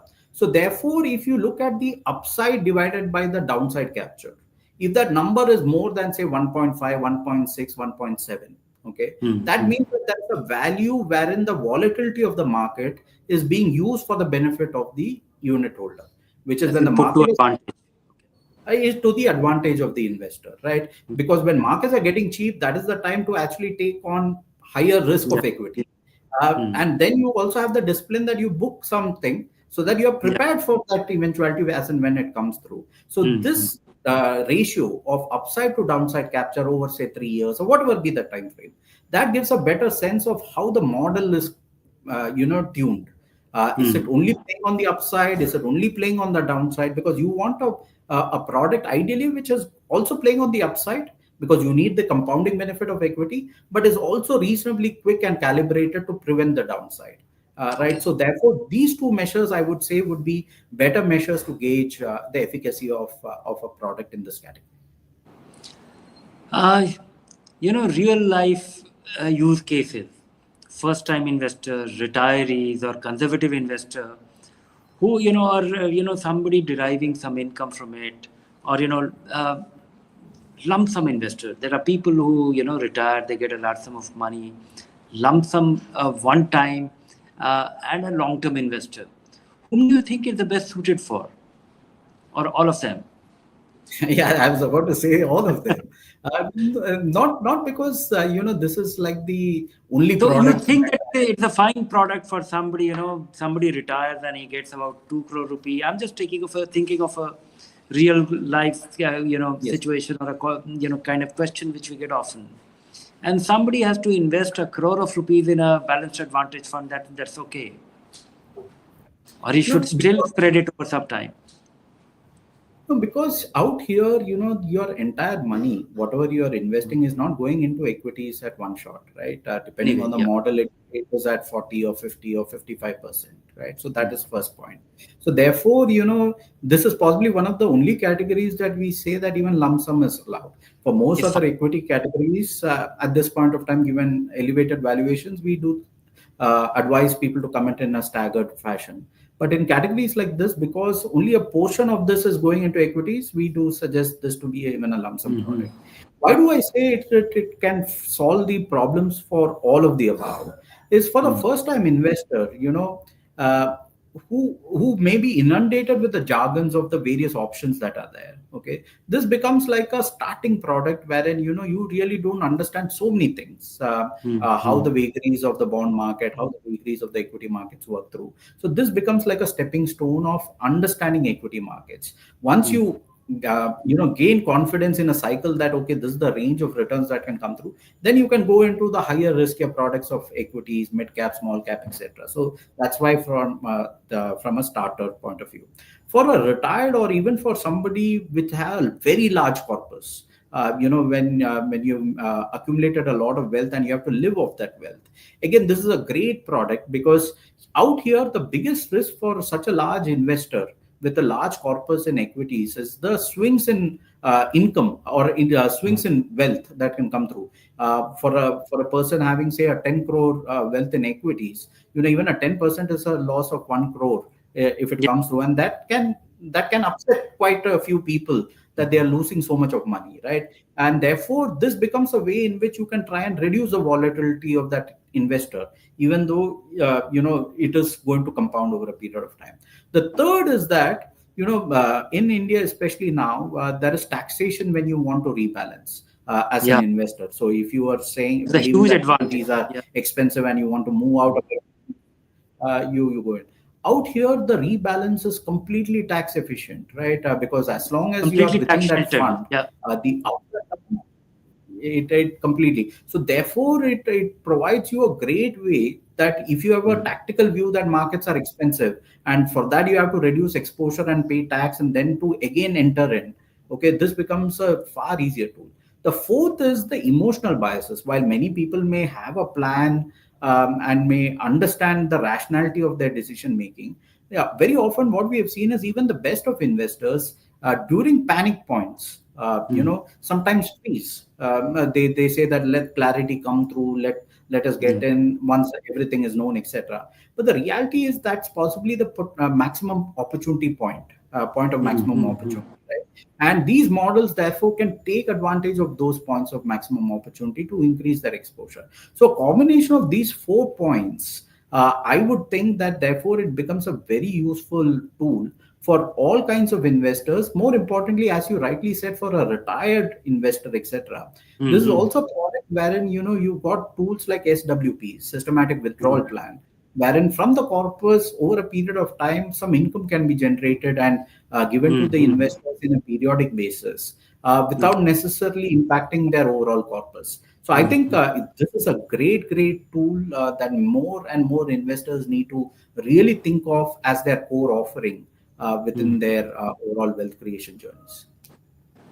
Many investors, quit after a drawdown. Have you seen, a behavioral, what is their behavioral response to their investments in balanced advantage fund? Have they behaved differently, or how does it help? No, in fact, yeah. So I think when we look at data, and this is Amphi data, portfolio value in any other category, is roughly between 1.5 to 2 lakh rupees portfolio value. Okay, in a category like balance advantage fund and multi-asset allocation funds, that value is close to about 5 lakh or 6 lakh rupees today. Okay, which means that this is a category where more investors are okay with giving greater sums of money because the range of return or the distribution of returns is a lot more narrower compared to what potential returns can come from, say, an equity fully diversified equity fund, right? And so that is one thing. Secondly, what we've seen is that during points of difficulty or during points of volatility, this is a very nimble kind of a product. Wherein agility is the topmost thing, and we've seen models which have, for example, in the last 6 months, our own experience has been that we moved from about 38% on the lowest side to about 78% on the higher side. So pretty much we have navigated that entire spectrum over a period. So that agility is something that people appreciate. That when there is so much of noise on macro, etc., this is a process-based approach to kind of navigating that entire thing. So to the contrary, we have actually seen more people embracing volatility through these structures rather than getting panicked at points of volatility. When can balanced advantage funds disappoint? Whether it is your execution slippage or a tax regime change or the Trump tantrum kind of situation which lingers and becomes a very severe thing or very impactful. How and what do you do to actually protect yourself against some such thing? No, I think more than macro things impacting this kind of a product. Okay, the thing that actually impacts the returns from this product is the absence of volatility. Okay. So it is actually converse. The steady market, you don't. Is So in a trending market where it's a one-way street, okay, you are better off being 100% in equities. Whereas this is a model or a framework which will keep saying that, okay, things are going out of hand, keep reducing, etc. And therefore you are sitting out of that big move that can come through. Similarly, if it is going one way down, then again, it makes no sense. You need to be 100% in fixed income rather than being anything in equity. The reality is that what we've seen in the last, 20-25 years of data that we have kind of looked at, in every 5 years, there are 10 points of volatility that kind of come through, 10 episodes of volatility, and volatility defined as at least a 10% down move from the highs that have been there, right? Now, as long as these 10 episodes of volatility come through, I think models are well geared. It is when those points of volatility reduce, the episodes of volatility reduce, that is when it becomes a challenge for these kind of products to actually give reasonable returns, because then you are always going to be compared to either fully equity or fully debt. Uh, I have one last question. How should we go about picking one? Well, so I think the transparency of the model is very important out here, because a lot rides on the model, right? No fund manager, we are not God that can decide that today we have to be at this equity level or tomorrow we have to be at this equity level. And therefore, the model transparency is very important. Secondly, cycles that the model has seen, it becomes very important. And one way to gauge that is that upside to downside capture. Also to look at rolling returns over 3 years, how much percentage of time it has been below whatever 8%, 9%, 10%, whatever be the threshold that you're looking at. These become very important. And lastly, there is a need for agility in these kind of products. So you want to be with fund managers who are very open-minded and who believe that maybe the right level is say 60% and tomorrow it could be even 40%. Who are not very dogmatic and who believe that okay, my way is the right way. I think there is a certain amount of nimbleness required in this space. And the last, because there are multiple asset classes involved, it is also important to know how the fund managers in the other asset classes are doing, which is on the fixed income side. Are you getting returns from credit side, or is it coming from duration, etc. is also something that we need to do. So I think this requires certain amount of extra work. It is just not about picking from basis past returns, but this is something, if somebody does the research, I think it will pay off quite handsomely in terms of the ability to pick the right fund. Thank you, Harish, for giving us clarity on this balanced advantage fund, the great tool for appreciation with great shock absorbers. It's a process-driven shock absorbers built into the fund. And thank you all for joining us at Digital Nivesh Mahakumbh. And I now pass on to Mukta for carrying on the Mahakumbh the rest of the sessions. Thank you. Thank you, Dhirendra, so much for this. Harish, always a pleasure to listen to you, and this masterclass was truly wonderful. And with that, we are concluding our Nivesh Mahakumbh. We have indeed covered so much today, from navigating geopolitical tides to empowering women with the golden advantage. We hope you now feel empowered with the freedom to invest and the power to grow. Thank you to each one of you for joining us at Aditya Birla Sun Life Mutual Fund Nivesh Mahakumbh 2025. And we look forward to seeing you at our next event. Bye bye.